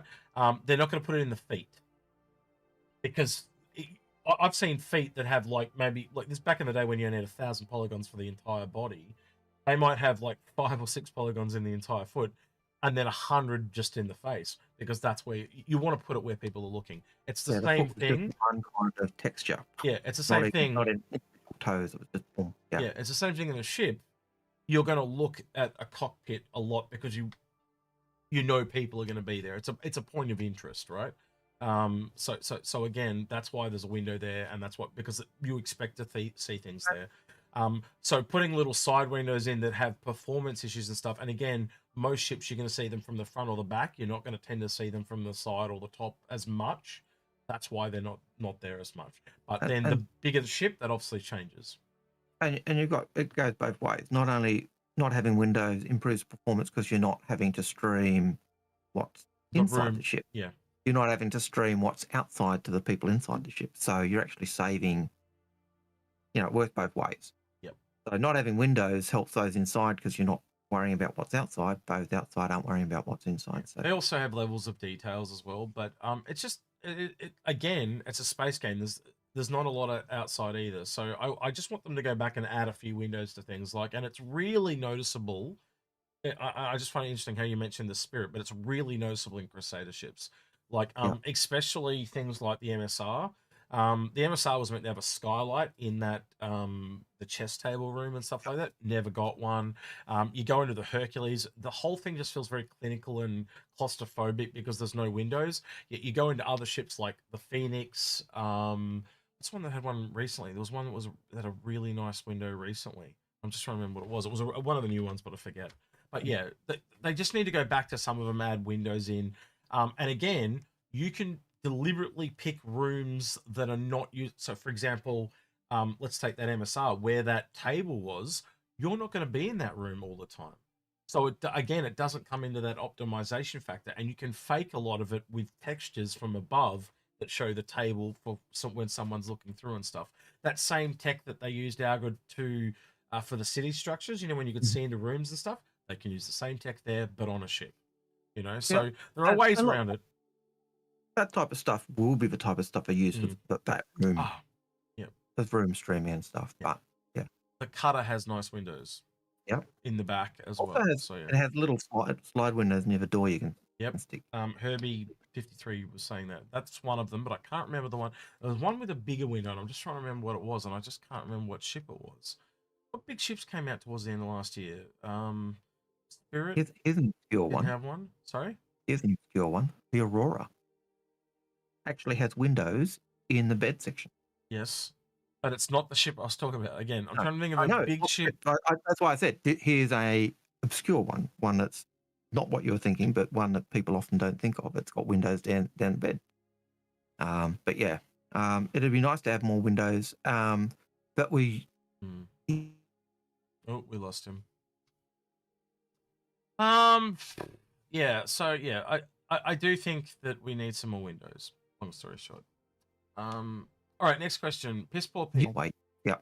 All right. Pissball Pete says, can you see any obvious holes in the manufacturer lineups? Who's missing what, in your opinion? Yeah, there is. There's quite a lot, actually. Like that one from the Yellow Curtain video. When we look at that, if you're looking at an advanced starter, the two obvious ones are Crusader and Argo. So again, if you look at the major manufacturers, you'd all expect that they all have a smaller ship, and the higher up you go, the less ships they would have. So, they've kind of said that they want to have a capital ship for every major manufacturer. So you can even use that as well. So like, we don't have a capital Argo, we don't have a capital Crusader, but we do have the Orion. So technically we've got a capital RSI, Kraken, Idris. We've also got the Pioneer from Solid Outland. And the 890 jump. So you can start to see we actually have a lot of the capitals, but they're just not, for some reason, everyone seems to associate combat with capital when it comes to the top end, but it's just not the case. I don't know, Algared, is there any other, we've sat here and talked about them to the cows come home. We've even drawn up grids, haven't we? I remember that episode we did on one like that, didn't we? We've done a whole pile of things in the past. We've looked at what's missing, what manufacturers need. You can also not just go through manufacturers one, you can also go through professions. We did that as well, and we cross-pollinated as well. And also professions ships and which manufacturers could take those professions. It's like when we were going through the mining, you can tell you got a small, medium, large, and capital. Like you can do it with the medical ships as well. So and the salvage, like you can clearly see there's a gap between the Vulture and the Reclaimer. So there's room for another salvage there. There's a gap. And then you look at those ships and you go, okay, what manufacturer would do that ship, and which manufacturers make sense, and would you double up on the manufacturer for the different size ships? Then so you can start to cross pollinate pretty quickly, and so again, it's all speculation, but you can very quickly go, all right, so I got a Vulture. Let's just take salvage, right, to do an example, right? So if we're looking at that medium salvage, you start to look at manufacturers. Well, you've already got Aegis, and you've already got Vulcan, Vulture, the Drake Vulture. So they could be it again. And until recently, we didn't think that they were going to do that, but we did have precedences. So we obviously got the RSA or Astra. But we also got, if you technically look at science, both the science ships in the game are from MISC, right? So there is no other real science manufacturer right now, unless you count medical, which goes down askew. But getting back to the salvage stuff, you start to look at other industrial manufacturers based on other industries. So you could see Aegis, MISC, and Argo. That'd probably be the big top contenders. But again, you start to retract ones because you look at things like Aegis. They tend to be the two industrial ships they have are outliers because they're generally in manufacturing companies. But as you start to look around the tree, there are outliers for everyone. So again, when we look at this, we're looking at statistical data that they've given us to point us in the direction that's in there. And I'll let you answer this for me because I'm pretty certain you know which I'm going to say. Who's missing things in your opinion?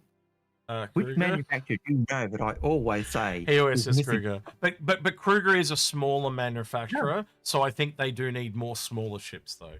But I wouldn't expect, say, Crew to bring out a capital ship. No, right? I wouldn't expect Kruger to bring out a capital. Even though their law is they make everything components for everyone else. Yeah. You buy anything in game, chances are it's got a Kruger part. But it's really clear, probably the biggest manufacturer that's missing right now of the major manufacturers is probably Sinu. More, because say Consolidated Outland, more than anyone. They've only got 3 ships, and yet you can see they spam the whole gamut. They've got two small starters, and they've got a big capital. Where are all the medium and large ships? And that's Yeah. base building, and then basically transport. Yeah. Like, And there are other manufacturers that don't have their starter and advanced starter yet. It's got both, right? So there's all these weird outliers. Like, for example, as I was saying earlier, like when we looked at that Yellow Curtain video, there is no Crusader or Argo advanced starter. So it's just weird. It's like you'd almost lay it out in a huge grid and put down all the things. And I think a couple of years ago now, me and Badger sat down and did it, and this would be going back about 2 years ago. We worked out that there's clearly 26 ships that were missing from that lineup, and then I think we worked out there were 7 outliers to get to 200. So 7 unknowns that we couldn't work out, right? And I do remember, I think 2 or 3 of them came out last year that were outliers. So you do the math. There's only a couple left to go, but again, they wanted to get to 200 ships for release of the game. So I think we'll go beyond that now. Obviously, when you include vehicles, they want to have about 100 vehicles, and I think don't quote me, but I think last count we're only at about 20 or 30. Yep. So it's just a lot of vehicles to come. So if you don't like vehicles, get ready for a shitstorm. I know we haven't gone into the absolute obvious holes and who's missing what and in detail, but it's because there are a plethora of holes and companies that could have missing bits. Take your pick.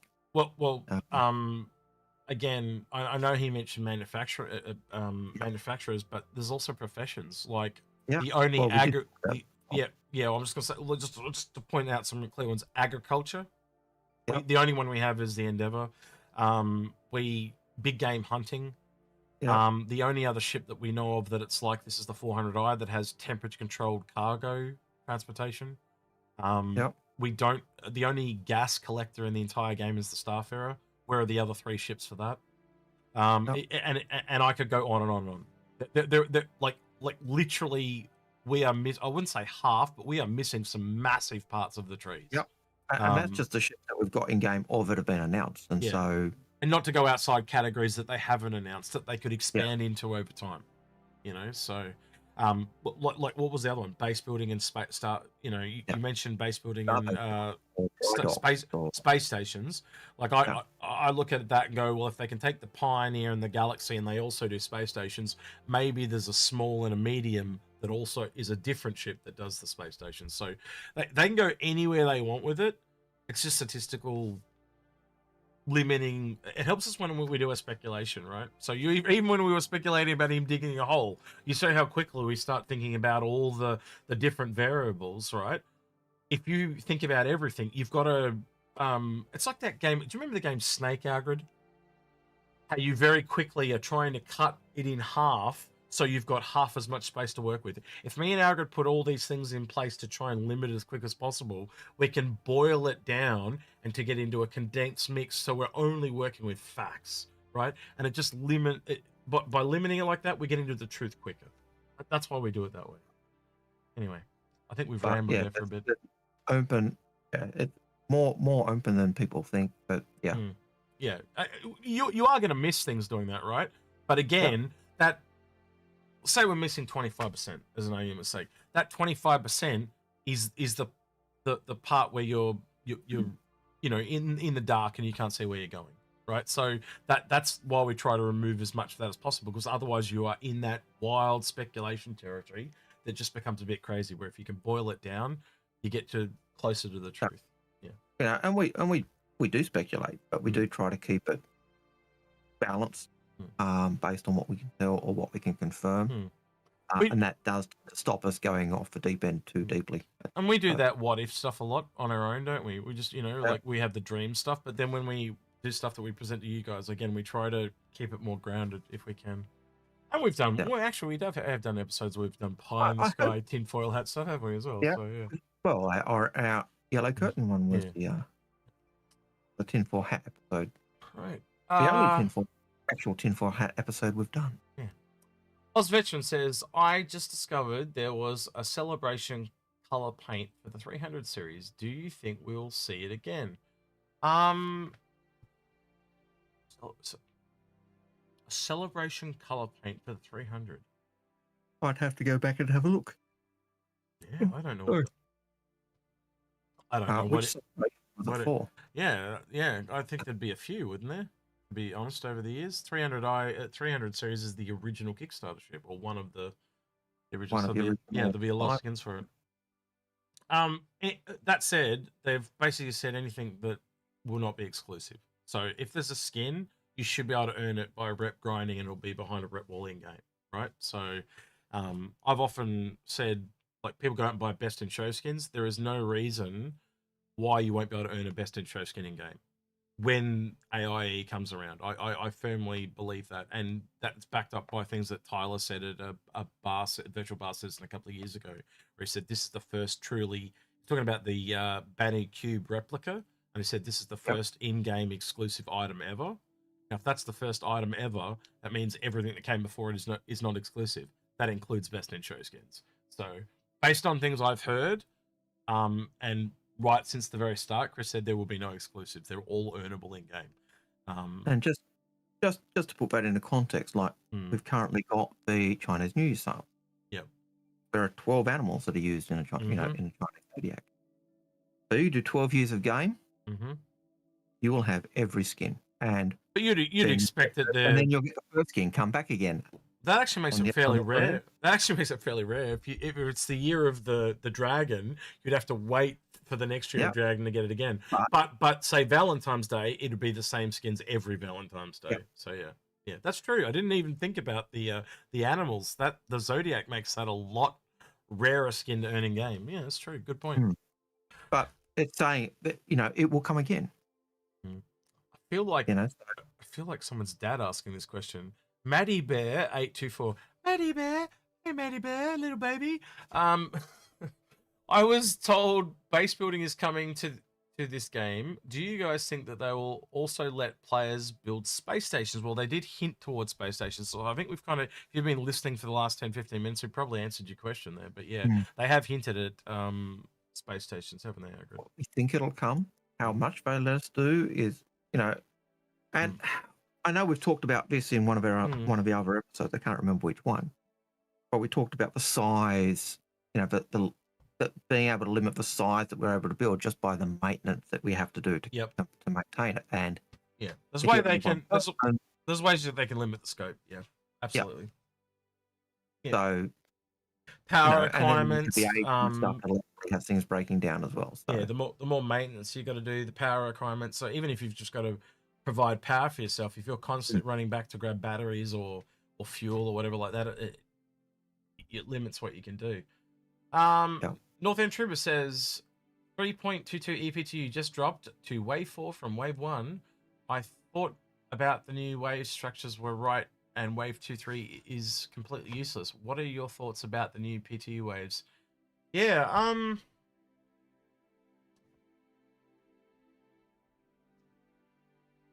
the fact that you can pay to kind of jump the queue kind of sucks. I think we did talk about this when it happened, Algared, didn't you?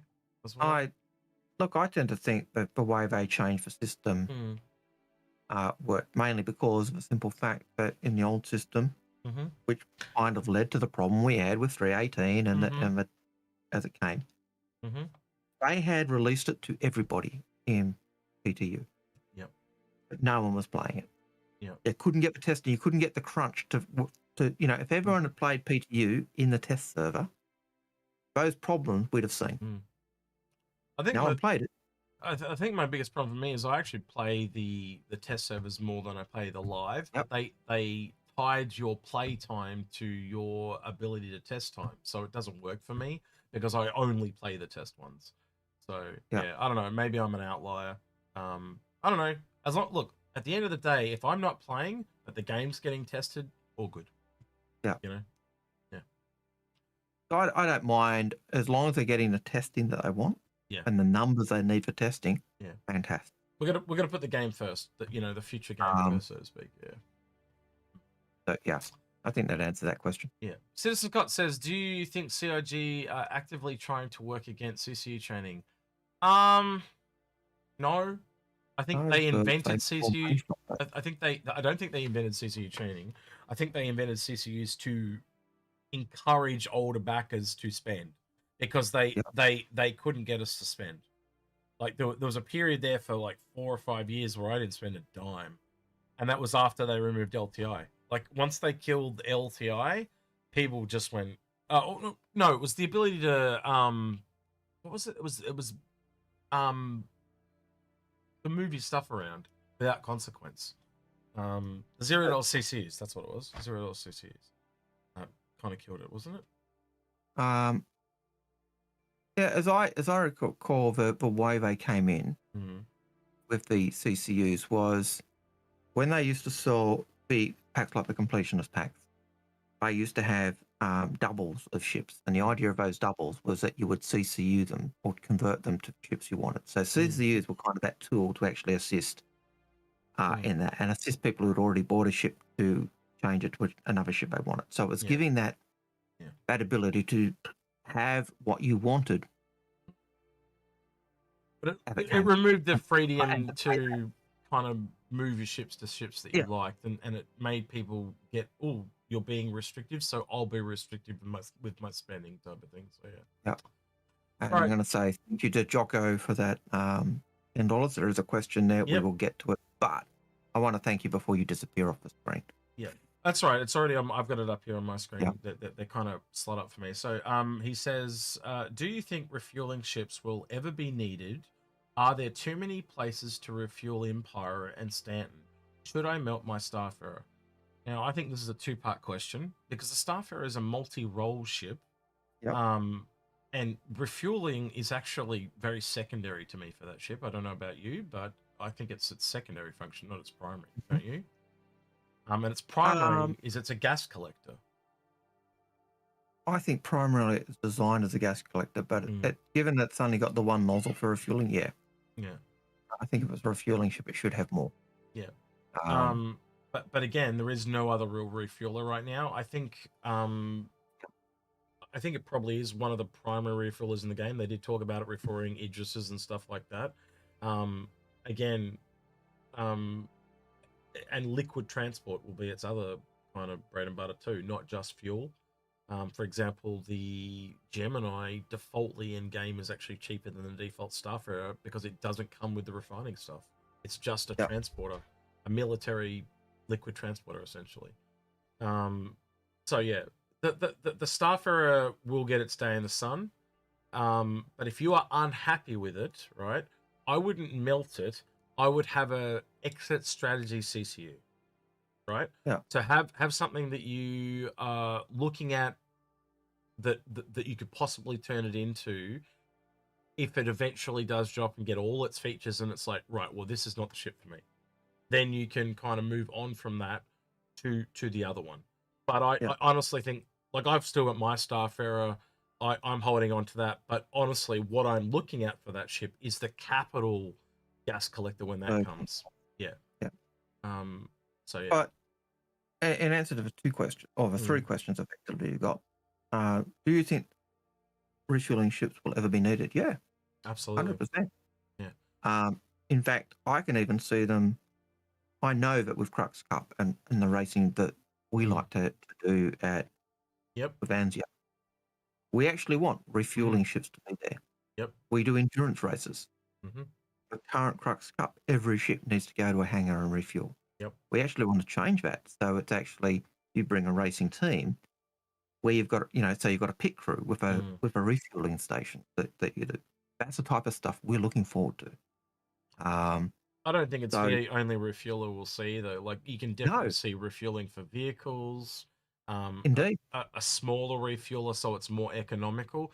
Like you look at the Vulcan, for example, that technically does refueling. Yep. You know, so I could even see, Daymar Rally using refuelers down the track where your vehicles run out of fuel and you bring your refueling ship and refuel your vehicle and then keep going. We've also seen that the hose tech on the Idris, them actually like refueling ships and stuff. Newer ships like the Saulian have refueling ports. Yep. You know, so it is definitely a thing. Yeah. And we not only have the refueling port for the ground crew, we also have the nozzles. So we're clearly refueling is a thing. Will they be needed? Absolutely. As for the second part, are there too many places to refuel in Pyro and Stanton? Some places will have it in abundance, and there'll be other places where you would never take certain ships because they have a massive chance of getting stuck. Right?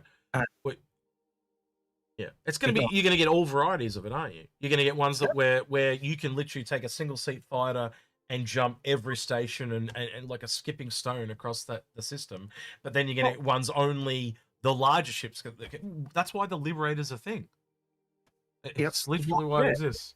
Liberator is your shipping ship to take the ships that can't get there to the places you want to get there. Yeah. But what was the ship we were using? We were trying to get to Microtech.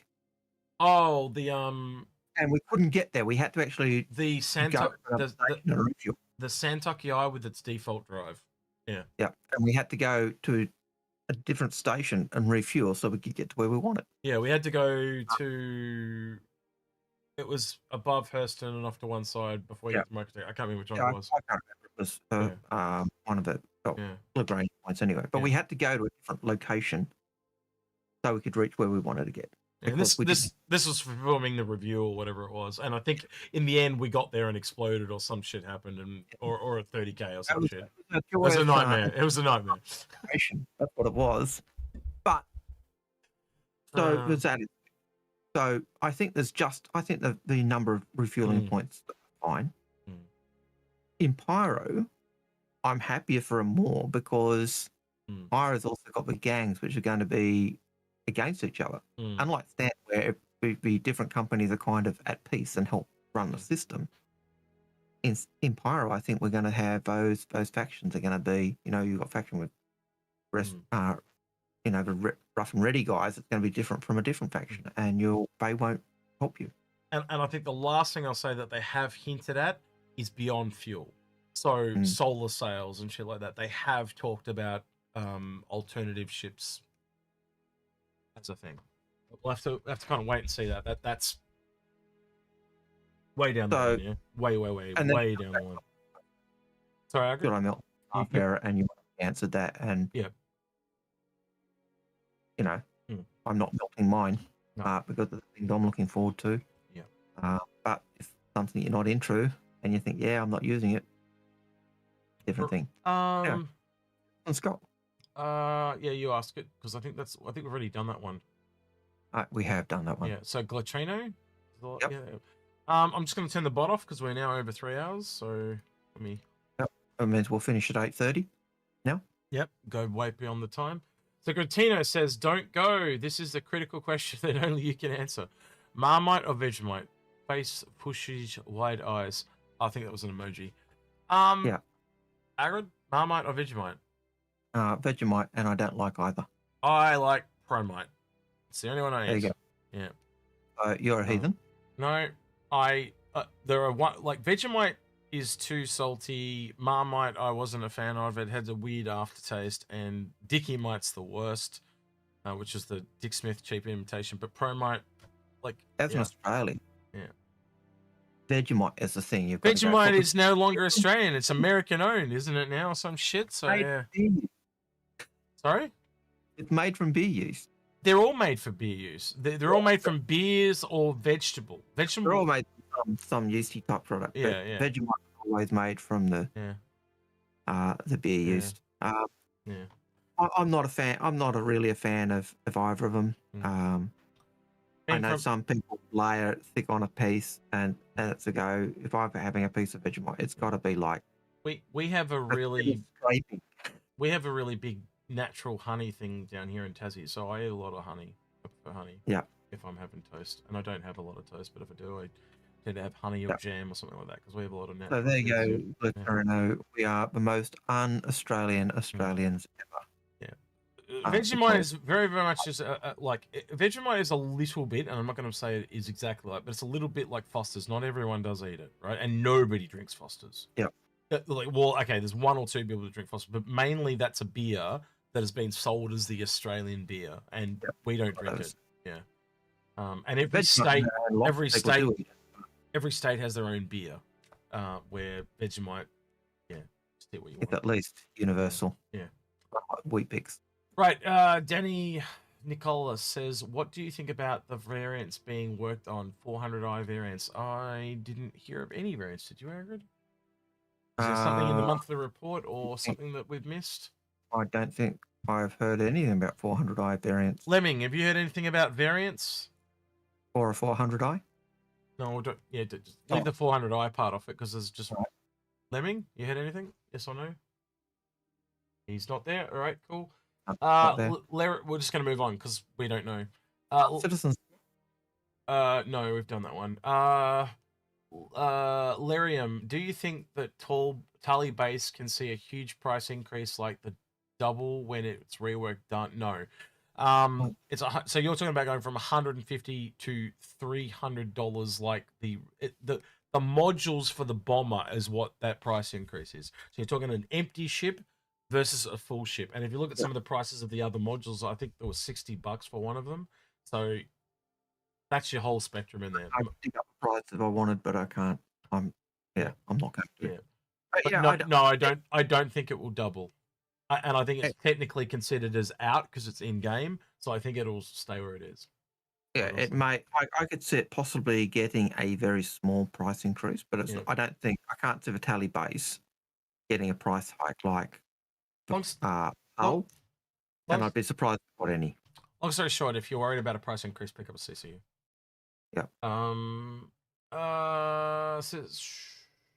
Question: how many ships? So this is from Citizen Scott. How many ships total do we have in 1.0 launch? Best case, they said 200 ships and 100 vehicles is the most current up to date thing. Actually, we did miss that question. Sorry. So Citizen Scott did ask another question. He said, with so many fundamental changes coming to the flight model, armor, engineering, etc., what advice do you have for new players thinking of upgrading right now? Algared, I'll let you take that one. I don't think anything changes. No, doesn't change for me either. Big earn down. That's just. I tend to think the engineering gameplay. If you're in a single seater fighter, all your components outside the ship, so to repair it, you've actually got out of it to do it. Yeah. If you're on a larger ship, components that internal means fixing them is a lot easier for you. But so he does say, what advice do you have for a new player? Just get a starter ship. That's all you need. Yep. You know, if you want to go into a bigger ship, go into the biggest ship you can possibly afford, because it allows you to remove some of that grind down the road. Yeah. Don't get smaller multiple ships. Just get one big one. You just need one ship. Yeah. Buy a starter ship. But yeah, that's probably the advice for any new backer. Yeah. Buy one ship. You don't need everything. You're insane if you buy everything. Yeah. Yes, I am insane. Listen, misses. That's the first step on the road to diagnose. Yeah. If you have Pokemon syndrome, you have. But you only need a starter ship. That's one of the things Chris told you. It's one of the things, I think we've both been told. Yep. Not buying ships. Just get others to buy a starter pack. That's all you need. So that's probably my advice. And then to a new player, get your starter pack and then just upgrade as you want. Buy ships in game if you want to buy something for cash. I think I'm going to have to go read the monthly report after that thing about variants. And Justin Lemming's next question says, an unnamed announced ship was mentioned on the monthly report. Think it's the UTV. Well, it says ship, not vehicle, so I'd assume it's a ship. Yeah, it could be anything. It could be one of the ships from the Yellow Curtain or whatever. So, I don't know. I haven't read the Star Citizen monthly report. I've only read the. But knowing Lemming, there's no details on it. But yeah, could be anything. So yeah. Look forward to seeing it though. All right. And CitizenCon. That's it. Jocko, good question. Yeah. So the last question was actually G-Jox, but he gets cut to the front of the line because he's super chat. So that's everyone. That's it. All right, I'm going to find someone to raid on Twitch real quick. And, of course, now my mouse is not working. Why do you do this to me? It's not going to work. It's not going to... I'm going to have to pull it up on this one. Because it does not want to move over. I'll try one more time. That doesn't work. Yeah. So thank you. And now it works. That's today. And joining us for our excursive as we argue and discuss and explore Star Citizen and look at your questions and try and work out where we sit. Right. And sometimes we know where we sit. All right, let's try and find someone. And for those who are wondering, Yeah. yes, I'm just in the void. I think because Mr. Place to go. Yeah, I think because Mr. Pissball Pete's here, or was here, we'll go raid PC 101, who's his fellow partner in crime. Sounds like a Okay. good idea. So PC 101. All right, so let him know what's the best thing about hanging out with Pissball Pete, and that he's the best carer in the world because he really does look after Pissball Pete. So yeah, I'll wait. I got to queue this up, don't I? Raids being created. Cool. Sweet. All right. So Twitch, say goodbye to YouTube. YouTube, say goodbye to Twitch. We Bye, will Twitch.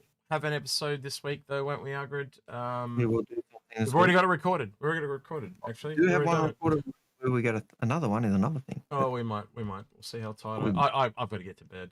You know what? I'm wasted at this point. All right. So yeah, make sure, give him grief. Smash the shit out of his like, subscribe thing, whatever it is on Twitch. What is it? Follow button. Make that bot go nuts. Thanks to everyone joining us on Twitch. You guys have a good one. See you next time. Bye. Yeah. I like that. And they're gone. In YouTube says he joined Pokemon Anonymous. Right. Those of you that are still with us on YouTube, thank you for joining us. If you would like this video, that'd be great. If not, you can dislike it as well. And don't forget to subscribe, ring that notification bell, and thank you to everyone on the end of the video in the credits that went that extra mile on Patreon. Okay. With that, he just ended.